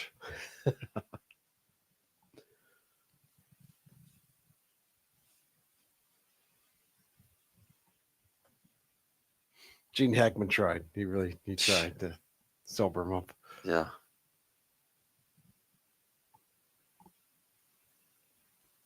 Tim Riggins in Friday Night Lights. He was playing, but Eric, have you seen Hoosiers? I don't think I I have. knew it. You're too young to see. You're too young to have seen it too, though. I watched it like in an airport or something. Maybe sitting in a diner. It was on a TV. I don't know. I've seen bits and pieces. Probably good sound quality. It was the way it was intended to be viewed, I think. On mute? There's some good dialogue in that movie. You probably missed it. I heard some of it. Did you? The picket fence? We're running the picket fence? I don't even know what that is because you saw it on mute. I knew enough to know that Dennis Hopper's a drunk. He was drinking and his son was not happy about it.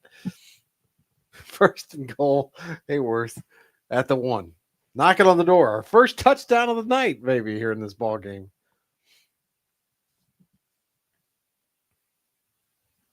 It's gonna be. It is. Touchdown. Long time to be out there for the Marquette defense. Yeah. Yep. With all the consternation about what the penalties may or may not have been. I should apologize to you fellas too. If golf has a smell, I have it right now because I played in a golf tournament before I came here. We're in a confined and space. we are, yes. So a combination of grass and sweat. I apologize. So did not have time to go home and shower in between. Got to put a shower in here at the office. That's a great idea. Come straight here from the gym.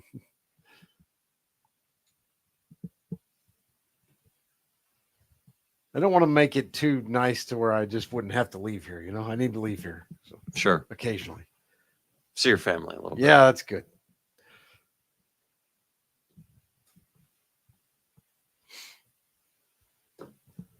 I already know this extra point's good because I just got a text. 10-0. Hayworth up over Marquette. Thank you, Brian Campbell.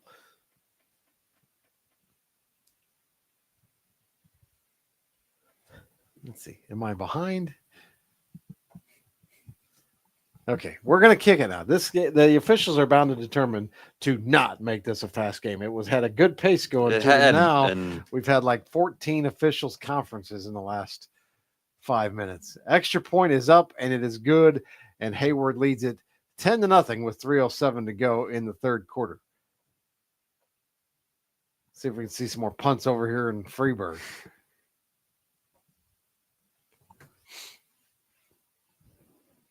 I think we missed a punt. Sorry. It's 14-13 Freeburg still. They've got the football back.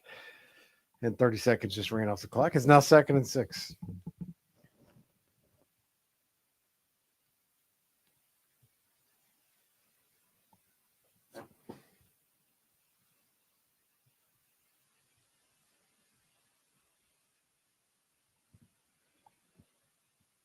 let's get a replay of this 3-yard gain.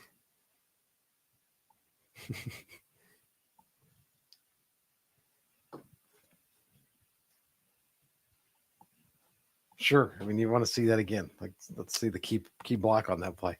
3rd and 2, 6:17 to go in the third. Maybe the lack thereof. Sure. Key block on that maybe, play. Maybe wasn't one.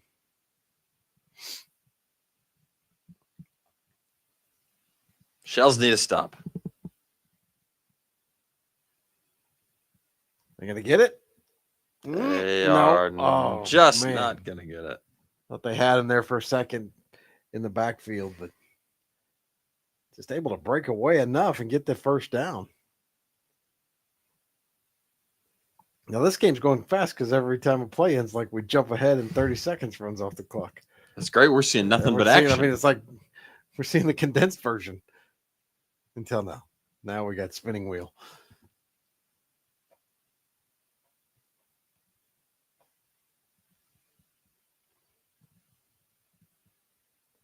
Uh-oh, we might have to go to commercial break. We've got double spinning wheel. Let's do that. Take a quick break here. You're watching Friday Night Football, presented by the Simmons Hanley Conroy Law Firm here on the Big Z. Wealth management is so much more than just managing the wealth you already have. Hi, I'm Brian Gorman, Vice President and Trust Officer with United Wealth, located at Liberty Bank, and I would like to invite you to learn more about United Wealth and how I can help you manage your investment portfolio to grow and protect all that you've worked so hard to build. At United Wealth, we offer a full line of trust services, including portfolio management, agency, custodial, executor services, and more. Call me, Brian Gorman, at 618-463-8355 to learn how I can help you put your plans in motion today. Nick Dar, Eric Harkey, and Trenton Dar back with you inside the Barrett Heating and Cooling Studio on a Friday night. Back to Hayworth we go. Marquette with the football back, now trailing 10-0 and have gotten nothing going offensively tonight. It has been a struggle for the Explorers on the offensive side of the football. Not been able to run the ball, and if, as you said earlier, if they can't run it, they're going to struggle to move the football, and they have.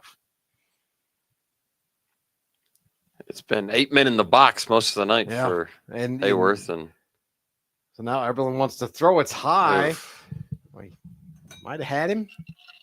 Ethan McLeod, I think, was the intended receiver. It was definitely there. Yeah.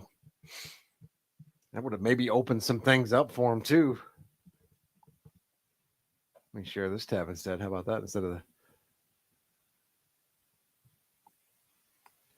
big 3rd down and 12 or 2nd and 20. Who's to say, really?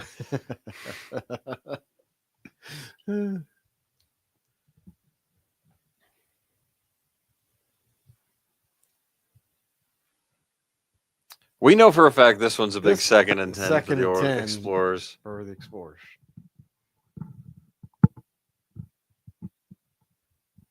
Everyone wants to throw again. Uh-oh. Got to throw it away. Got to throw it away. Not to somebody. Out of bounds, I think. That should not be grounding. He should have definitely been out of the pocket. Plus, there were guys in the area enough. But it's going to be... Looks like, is that a 4? It is. You got to punt it, I guess. I hate punting. Go for everything if it were me. You got to punt it, though. Your defense has been good most of the night. Gave up that 1 touchdown drive, a long field goal, and 1 touchdown drive. So I think this is definitely a punting situation. We go wide. I like the fake fair catch. Yeah. I mean, maybe illegal, but Yeah, sure, but it looked like it fooled the other returner as well. He didn't really seem to know that the ball was about to drop right in front of him.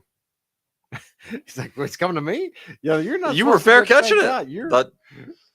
You're facing it, so you should know what's happening.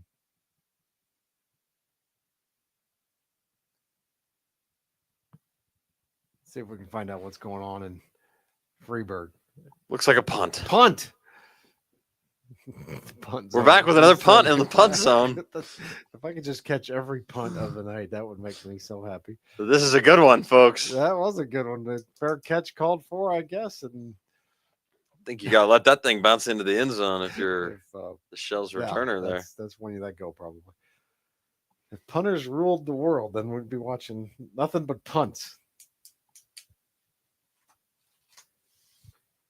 All right, Hayworth now 2nd and 9. Must stop here for the Explorers. You cannot get down by another score. We're not sharing this tab, but yeah, it's a big stop. I was watching I'll just it, describe. though. I saw it. I saw what happened. Big stop. They threw a little swing pass out to the left here, and it was stopped 4 yards short of the line of scrimmage. Big 3rd and 12. Usually not what you're looking for out of passing plays is a loss of 4. You'd prefer that did not happen. An incompletion would have been better in that situation. The running back should have batted that one to the ground. The CM defense has played well in the second half. Hasn't given up a score yet. They almost had a pick there, too.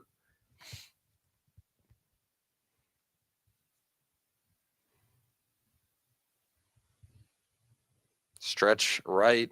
3rd and 12. Love stretch right. I don't love it on 3rd and 12. It's short. Did you get enough to go for it? I don't think so. Not the way your defense is played. Nah, I mean, giving up no points. And at this point, you Marquette punt it. Had no chance of moving the football. Really. Hopefully, you can pen Marquette inside the 20 and probably get the ball back in better field position with than you started with. I think the Nick Saban saying is any possession that ends in a kick is good.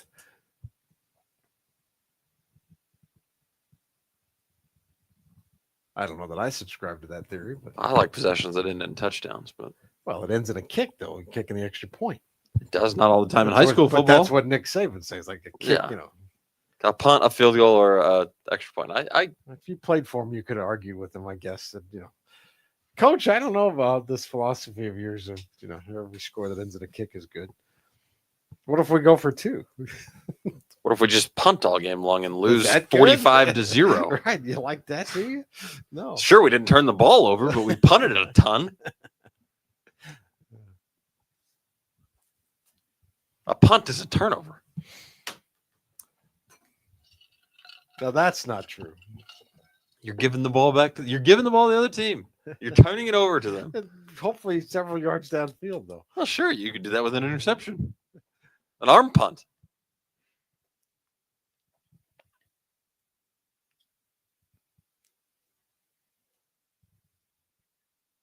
We got a punt replay going on in Gillespie. So. I am catching punts like nobody's business tonight. To tell you that. Cut away.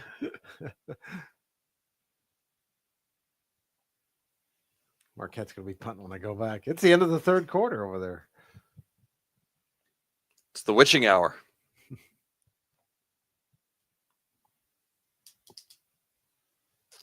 Where wins become losses and losses become wins. Not a red zone watcher here, I guess. I'm not. No. Does that mean 4th quarter? Is that what you're saying? The 4th quarter of the noon games on red zone, the witching hour begins. Have your kind of money. I don't have NFL Network. It's $10 a month. That's what I'm saying. Roxana punting here on 4th and 1. Or are they going for it? Looks like we're going for it. Woo! Wade DeVries with the call. Gutsy and gets it. I like it. Let's see it again. Highland has scored again. Apparently. It's 34-3. Blocked PAT.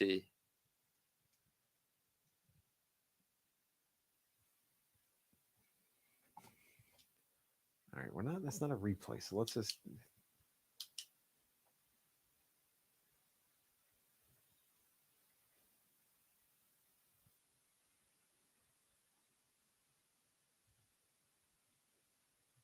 Injured player for Freiburg, I think.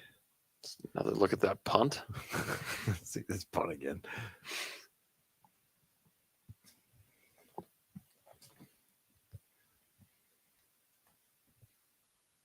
No scoring in the third quarter in Jerseyville. Still 42-7 Waterloo.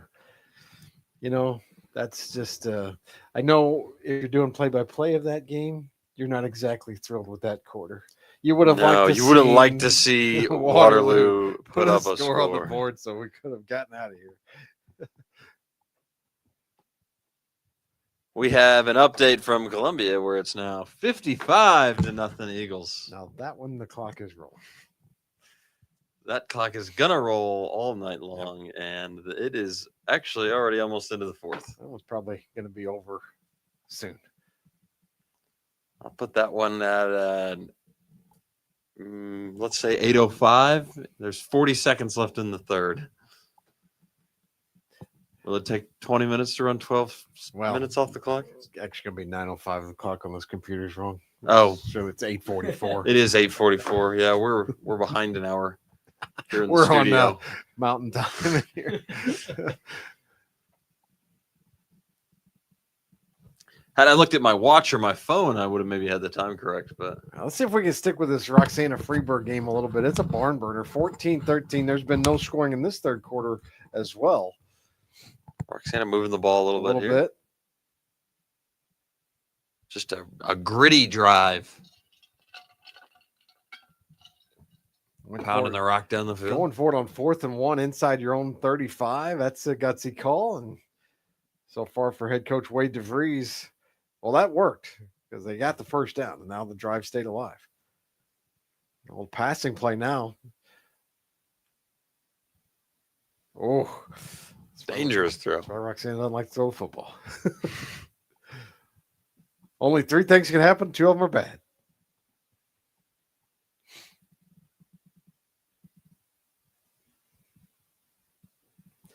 Rolling to the right and just, I don't know about that one. That's fortunately incomplete though. So here come the Shells. 4th and 4 going again. 25 seconds left.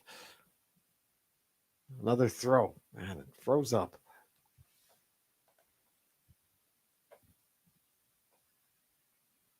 I mean, that's not an inopportune time really at all for this. No, that's perfect timing, really. Hey, here we go.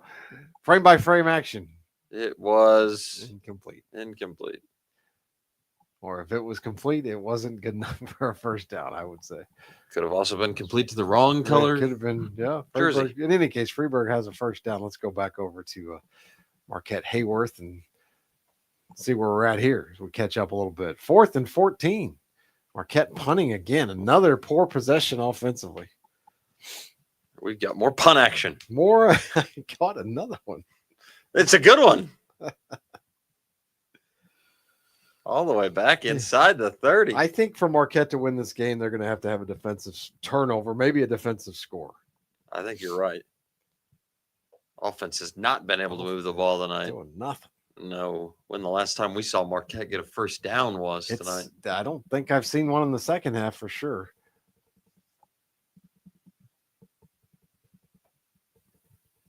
Third quarter comes to an end in Freiburg. Yep.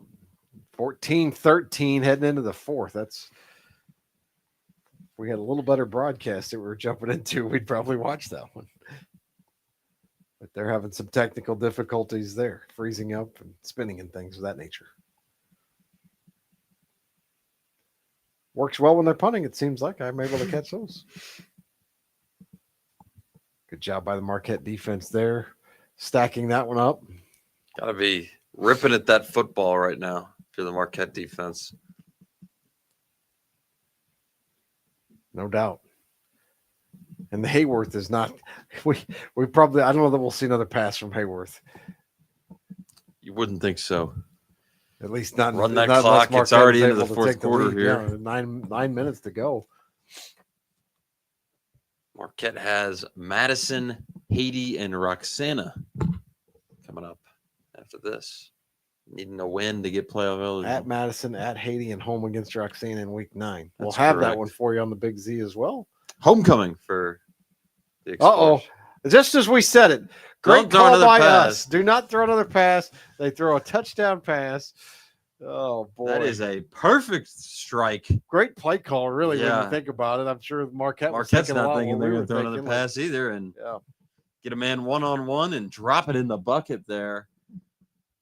That was a perfect throw, perfect call. Everything about that play was, and that is going for the jugular. And That is put your foot on the neck and say this game is over. Yep. And the way Marquette's offense has struggled tonight, I don't. It's tough to envision Them getting 3 17 scores. in the next 8.5 minutes or so. CM's doing it right. They got wristbands. Not running the play in for the sidelines. Now I can see Marquette punting it again 3 more times. There in were this game. 3 more punts is more likely than 3 more scores at this point, I'm going to say. CM down into the red zone.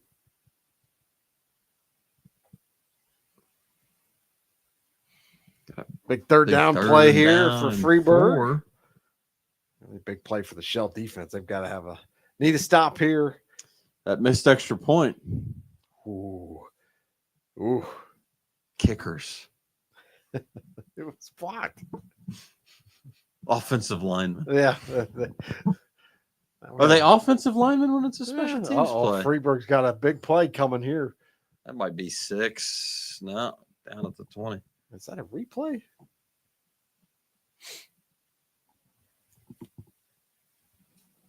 This one's hard for us to keep up with. It's It's jumping around a little. Jumps around a little.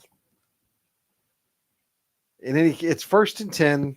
They're in the red zone. Is this 11:09 in the 4th? Do you think? Either that or we are really having some Because issues. there's no way there's 11 minutes left in the and third now- quarter that's been being played for quite some time now. Now it's 20-13. So here's the Here's replay. touchdown. Here's the touchdown. Runs Yeah. through, man, and gets in. Now it's going to be an 8-point game if they kick this extra point. Tempted to go for 2 here. Yeah. Up 7. Go up 9. Go Make it up a 9. 2-score game. And if you don't get it, they've already missed one extra point. extra You already points. blocked one.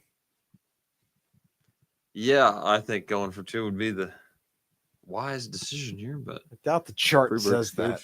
coach disagrees. They got it. They made the extra point, it appears, based on the score update.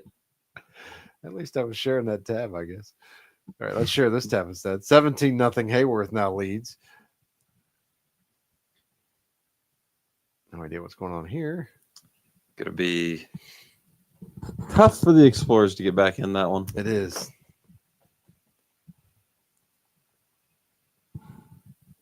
At least Madison next week is a little bit of a shorter drive. For sure. That's one of the closer road trips they have. Let's go back to Freeburg here.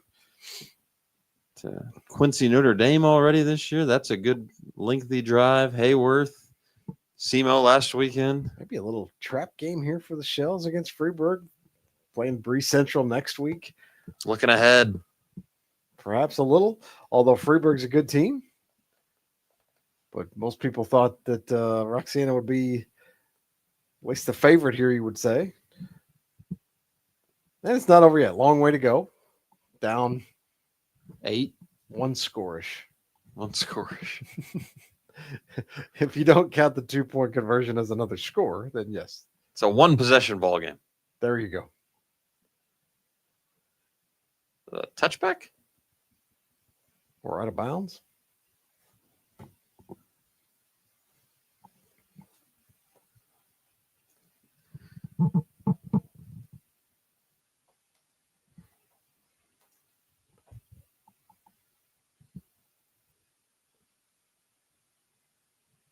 See if Marquette's managed to move the football, and all doesn't look like it. Looks like they punted again.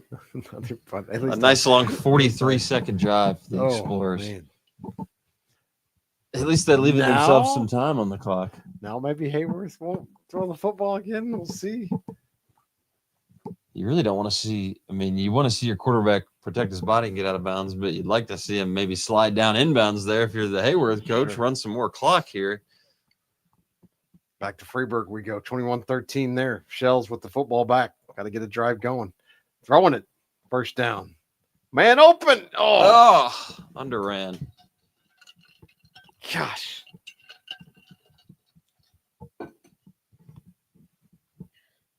Second and 10. Boy, he had a step.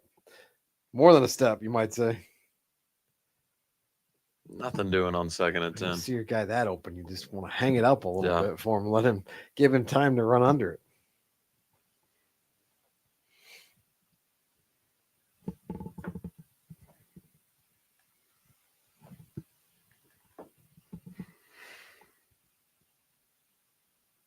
Here's that first down play again. Let's take a look at this throw. It's hit pretty good. Yeah. But that's one you'd like to have back, probably. Eric, do you have an Alton score update? Alton score update is looking like 47-0. Okay. Probably don't need any more score updates from there, I guess. No, it looks like they're probably just going to run out the clock.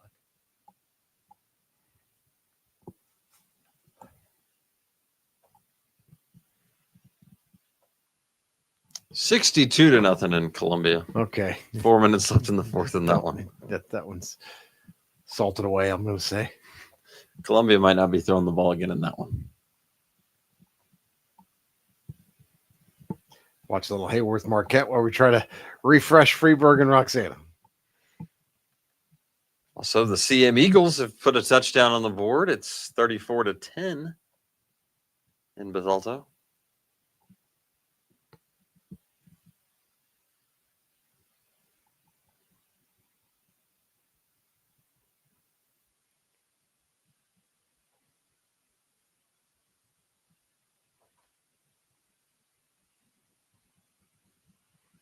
It's 36 to something 36 in Gillespie to, Southwestern. Possibly 6. Could still be 6. There's an amount of time left in the game. We get another look at this. Well, Freeburg has the football back.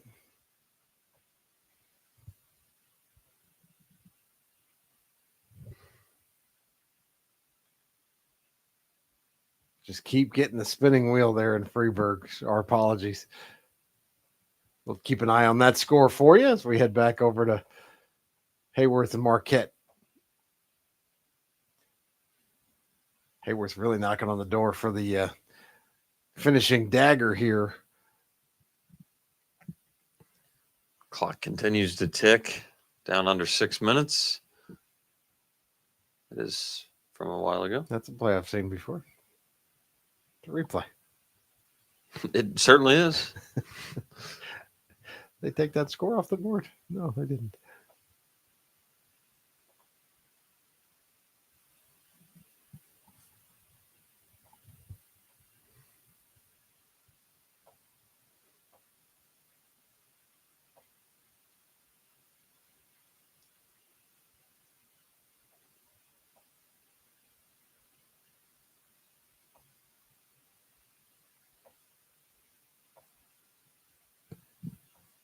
It seems to have gone even further back in time.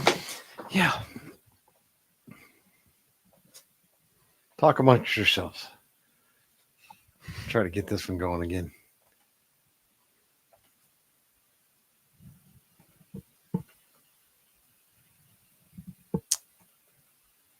We got Illinois football action tomorrow on There the you Big go. Z. We do indeed. 10 a.m. pregame, 11 a.m. start time there. Illinois looking to get its 5th win of the year. Be 5-1 with a win over Purdue tomorrow. Darn near bowl eligible. Darn near bowl eligible. A lot of times we haven't been able to say that about the Illini. So You need 6 to be bowl eligible. 6 to be bowl eligible. So ridiculous. Get one against Purdue hopefully tomorrow. you'd like to hope that they get a win there. Purdue fired former Illinois defensive coordinator Ryan Walters, their former head coach last year. Now coached by former Mizzou head coach Barry Odom. Yeah. That looks like Roxana Shell's turnover, football. maybe. Well, that's a big one. Perhaps.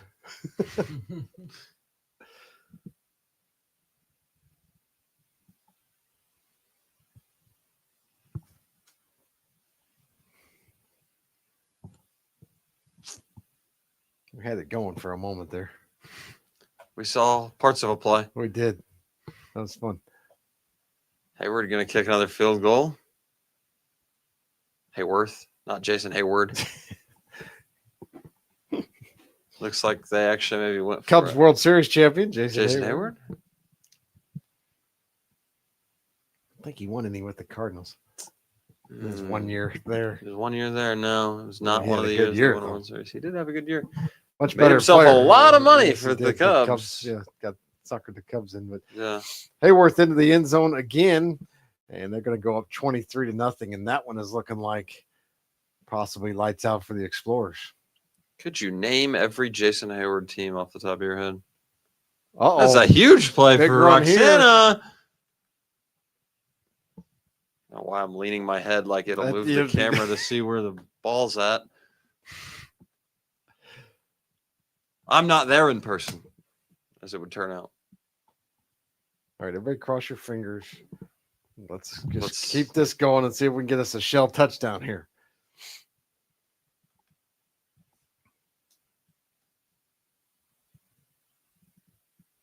First and goal at the 5. This is going to be a handoff. Thanks. Touchdown. We got it. All right, now back to the punting. Let's see some more. Oh, and there's a yellow flag. Got a flag. That was a big hole. Boy, that's going to be a killer if that's. No.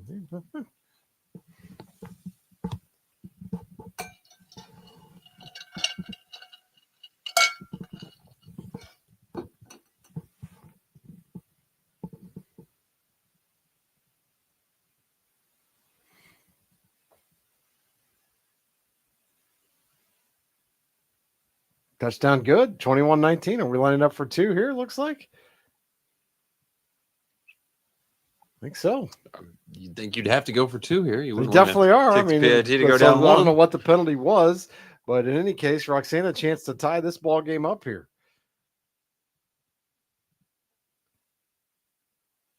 Handoff again. I'm thinking, yeah. Trying to draw them off sides a little here. Hard count. Quarterback sneak, and that's a flag. That's going to be motion, I think. Looked like the left side of the shell line jumped a little early.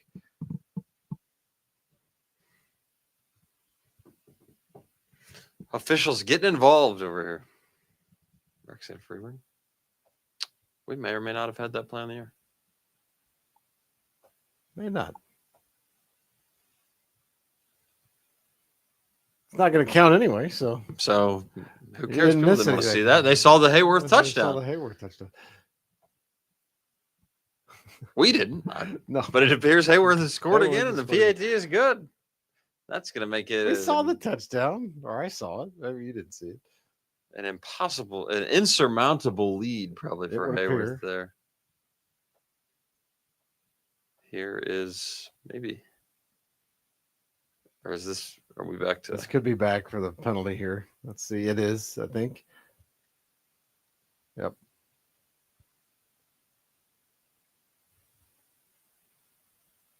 Yep. See, Early on the left guard. No, we just wanted to see the replay. I wanted to see if the line jumped, and indeed they did. Indeed they did. That was. So now it's a tough 2-point conversion. And one It's that definitely a shell. One that you Hard to say what number it was. have to have. You don't have to have. You do have time left. And Jump ahead and did not get it, I don't think. Looks like it's a no.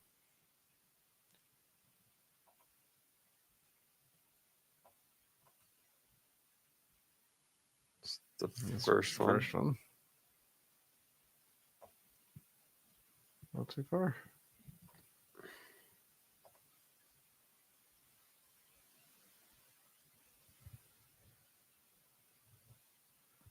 Maybe they didn't get it. I'm going to say they didn't. I need a 15-second rewind button on here. I meant the camera crew. Maybe they maybe didn't not, catch yeah. the Maybe full not. play somehow. Highland has scored again. It's 40-10 with all time. See him driving inside the red zone again. 7 minutes to go in that ball game. 40-10, as you said.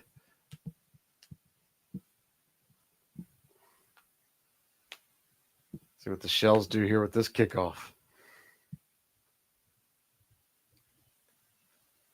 Short-ish kick. Did they get it? Flag down. Multiple flags flying in.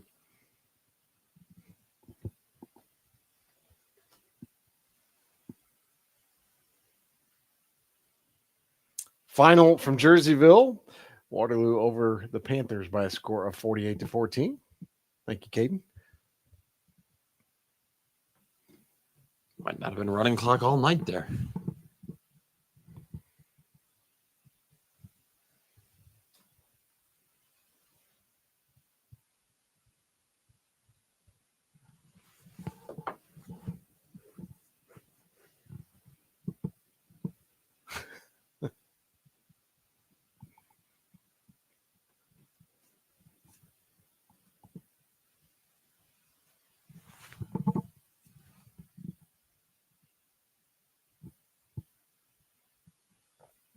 We jump ahead in the night's action.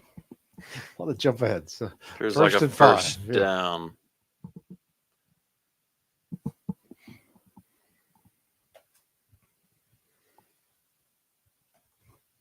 First and 10 for Freeburg.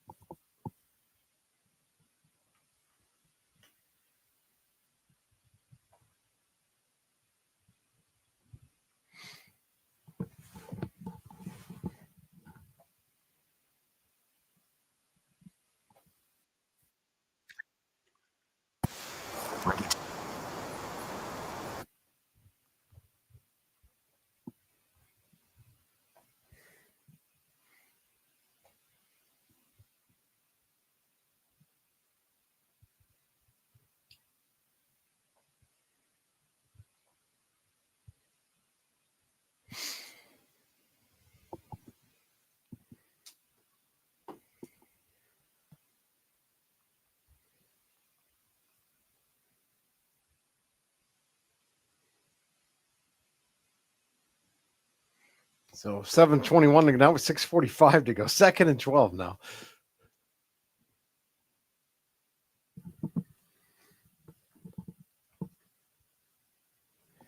Shells need to stop.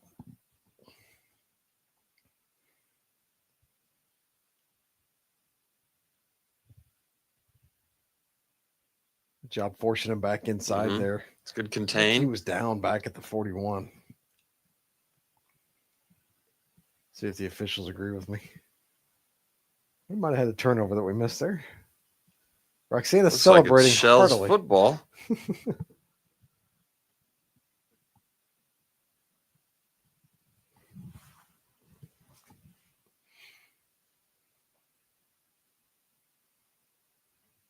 Roxana ball, 6:21 to go.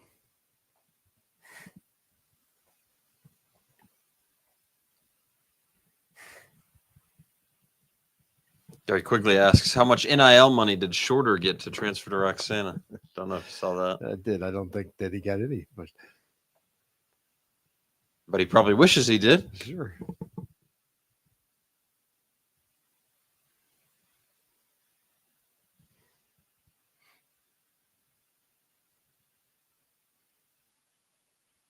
First and 10, Roxana. I guess. All of a sudden, we got a first down. Yellow marker on the field. It is a first down, but there was a penalty marker down. Back in the backfield, that's probably going to be against the offense. Eagles on the board again, 40-17. The score now in Bethalto. Highland leading CM.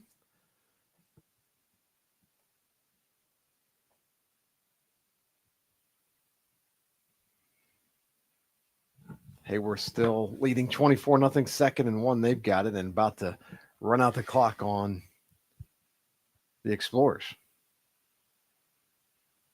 Looks like it was a hold. And yeah, 1st and 20 we had, and then gain of 3 or 4 there on first down. Okay, 6.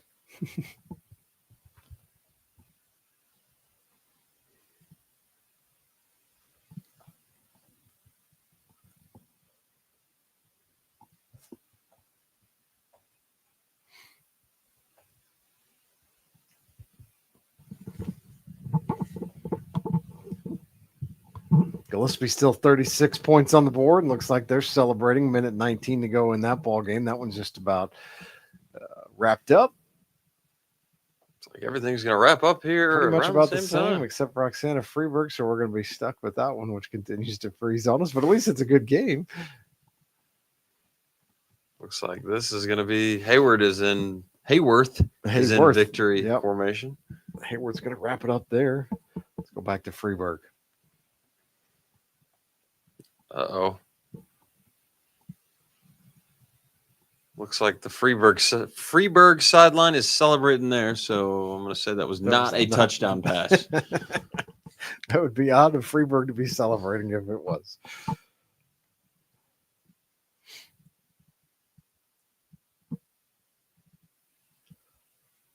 Fourth and 14. Going for this? I'm punting it.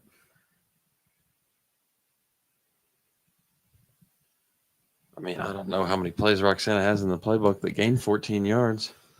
No, but or that are designed to you gain just 14 forced a yards. turnover defensively. Maybe you punt it away, get a turnover.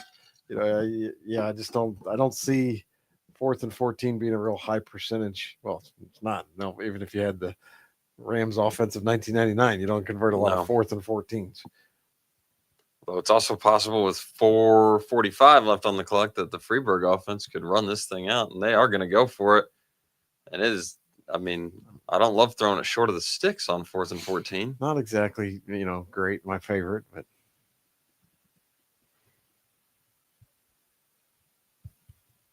some pressure there, but I don't know that he even saw that pressure there until he felt it. Sure. It's over in Hayworth, by the way, as Hayworth is going to defeat and shut out the Explorers. So Marquette not yet playoff eligible as they lose tonight 24-0. We got the score right this week, Bill. We do have the score on this one this week. Both losses they've been shut out in this year. The Explorers. If they score points, they will win. We're stuck on this 4th down replay. Let's see. Is it over in Gillespie? I'm going to say it's over. 7 seconds. 7 seconds of run off the clock. All right. What are we doing?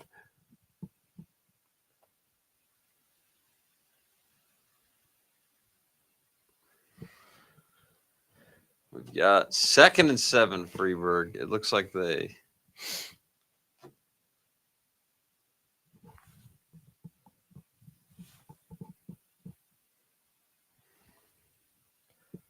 Ball inside the 35-yard line.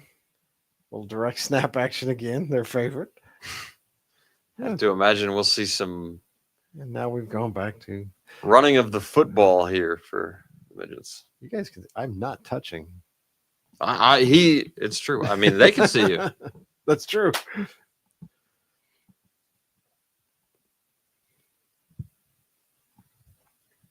Did not get the first down. 3rd and 1. Huge play. A huge play for Shell's probably defense. 2 huge plays. Yeah, you'd think I mean, I guess you could try and attempt a field goal would put it away, yard but I field don't, goal, I mean, you don't have Hayworth's kicker. Sure. Freeburg kicker is perfect on PATs tonight. Those are a little closer than this one. A little closer than that. Southwestern must be just burning timeouts or something. That thing is still just a minute 4 left. Try to close some tabs, huh? Looks like we got a first down. First down for Freeburg. Think you got to start taking your timeouts here.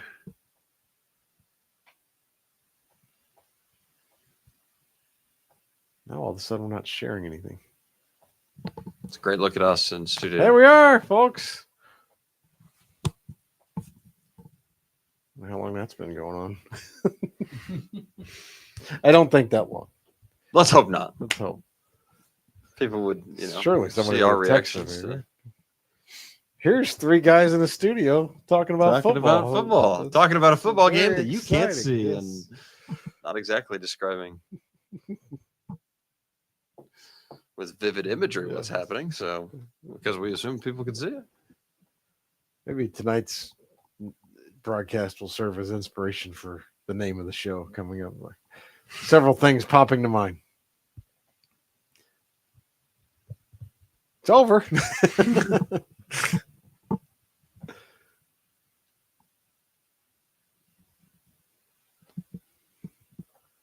Maybe we can see a little celebration by the Miners as we refresh Freeburg and Roxana. I'm going to say there's going to be nothing on the screen when I go back to it, though, still.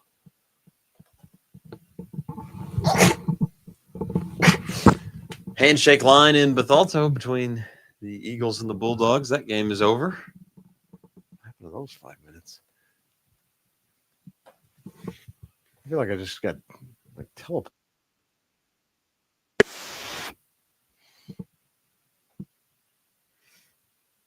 Handshake line in Gillespie.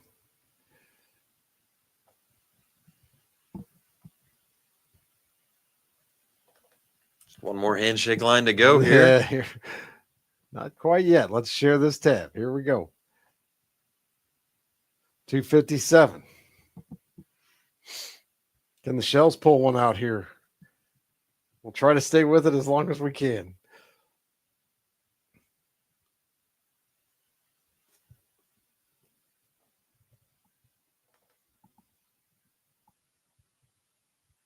Freeburg touchdown puts this thing away. You almost think, field goal too, really. Oh, no, not just a touchdown. Now we're going back in the third quarter. Now it's been teleported. And we're at a different spot in the fourth quarter. And now we're back. It is third and second and 5. 209. I think that time is right. Do believe the time's correct. And we've lost it again.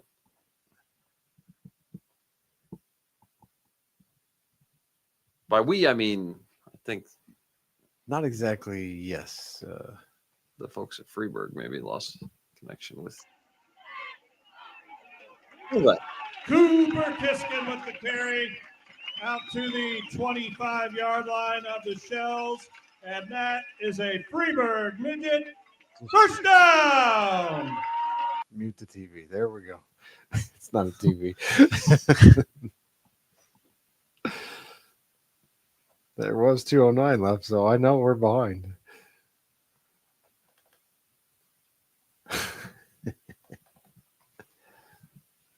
It's interesting, that all the other ones work. Do believe that was the 2nd and 5 we were on. It looked like it was going to be short. Should we wait? It's telling us to please wait while we reconnect the broadcast. I'm not sure we should wait. Back we think that's going to happen.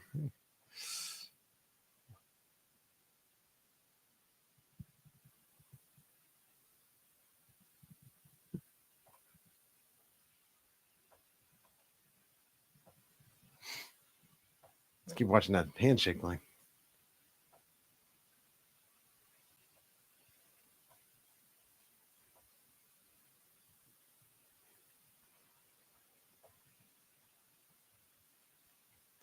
We're going to see that 2nd and 5 play. It's at some point. At some point, we're about to see how they get to that 2nd and 5 play. I don't think we are going to see the 2nd and 5 play.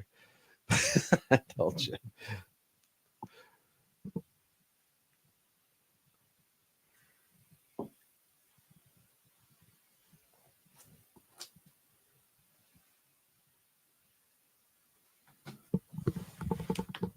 can only really refresh it so many times, and it's just not working. Now we got 3 minutes left.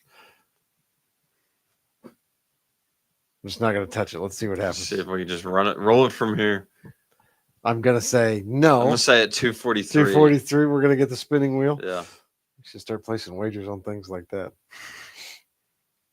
It's technically not. Will it keep going? Will it go past 43? That's technically. No, it didn't. You would have won.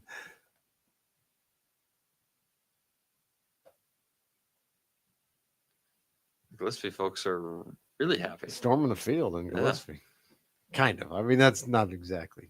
A ranked upset in Gillespie, I guess. Over 1-win Southwestern. A ranked upset. I'm not sure that's what I would call it. Will this make a difference? I'm going to say no. It's the same broadcast, yes.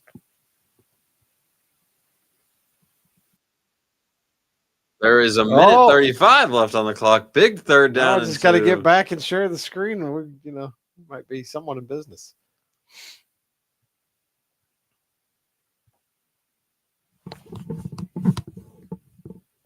Yeah. Oh my gosh.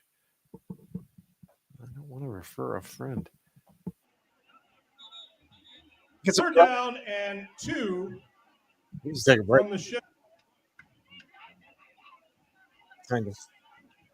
Clock is rolling for some reason. I thought there was a timeout on the field.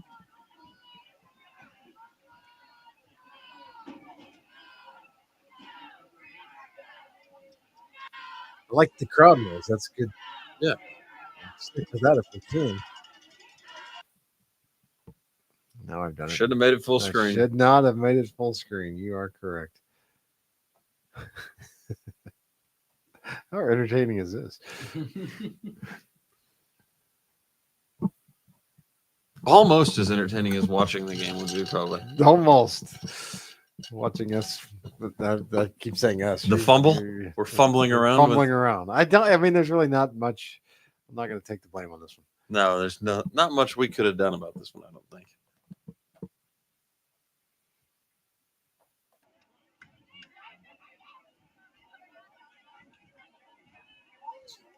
What do you think? This clock ticks down to a minute 08? Minute 08, 108, and we get a stoppage. It would appear Freeburg's about to salt this thing away. It does look that way. They're either going to get into the end zone right here, or you got to figure if they run a play at 106, 105, 103 here. I was so excited. I thought, maybe there's still, for some reason, I still had optimism that that might work, but it did not. You want to see Gillespie rush the field? Here we go. I'm going to say this Freeburg-Roxana game's probably been over for about half an hour. Probably. I'm going to say final score, Freeburg 28, okay. Roxana 19. That's very possible. Thursday Night Football was yesterday. But good. There's going to be another game. They'll do it again next Thursday.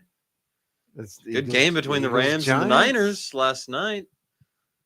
Mac Jones leading the Niners to an overtime victory. Is there a quarterback controversy in San Francisco? Mac Jones has played well in Brock Purdy's absence. Christian McCaffrey is the entire 49ers offense at the moment with everybody on injured reserve. I tell you what we're going to do. We're going to take a quick break here, try to refresh some things, and we will do our best to bring you the end of the Roxana. DJ Mikey.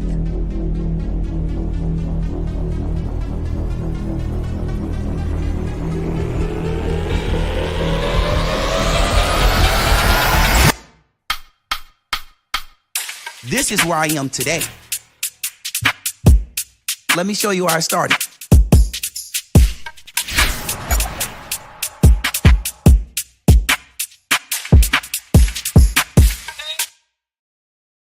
Everybody knows Smart Choice Auto Sales for their great selection of quality pre-owned vehicles. But did you know that Smart Choice now offers auto service? That's right. The same ASE certified technician that ensures our vehicles are in top shape before the sale is now available to service your vehicle and keep it rolling down the road. We offer general maintenance, brake repairs, engine checks, suspension repairs, and electrical work. So when your vehicle needs service, make the Smart Choice. Smart Choice Auto Sales in Godfrey. Call for an appointment at 618-466-5900 or online at smartchoiceautos.net.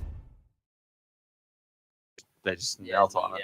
Well, we didn't see the end, but we do know what happened at least now. We do know what happened. That, Freeburg got a first down on 3rd and 2, and then presumably took 2 kneels. So the Shells are going to drop to 4-2 on the year with that loss, as they lose to Freeburg. I lost to Columbia this year, lost to Freeburg, and now tough Bree Central team coming in next week for the Roxana Shells. So tough one, 21-19 on the road. Shells go down and lose. Marquette losing as well. They lose 24-0 to Hayworth. The Redbirds losing. CM losing. Every one of the schools that we covered. 0-5 tonight for the Riverbend area schools. Jerseyville, if you want to throw them in there, 0-6. Throw Southwestern in there, we're 0-7. So there's no geographic We don't have any region. good news for you No good news for you tonight, unfortunately. And maybe I don't know whether you want to consider it good news or not, but I think we'll be back next week anyway and try to do this again. So we'll have more prep football action coming your way on a Friday night. As Nick, Trenton, and Eric here with you as we wrap things up. Not a lot of good news for the Riverbend teams tonight. Hopefully Illinois will fare better tomorrow as they will take on Purdue here on the Big Z. You can catch that game right here at 11 a.m., 10 a.m. kickoff for Illinois next week. Or tomorrow, I should say. Next week here on the Big Z, rather, we've got a couple of games for you. We'll have our live game, Roxana, Bree Central. We'll also have Belleville West and Alton. And the three of us will keep an eye on the rest of the area scores and action from around the Riverbend area and beyond here on the Riverbend Football Roundup for a Friday night. That's going to do it up. Eric, thanks so much for joining us. Trenton, thanks so much again. We'll see you guys next week on the Friday Night Football Roundup presented by the Simmons Hanley Conroy Law Firm. Thanks for watching, everyone.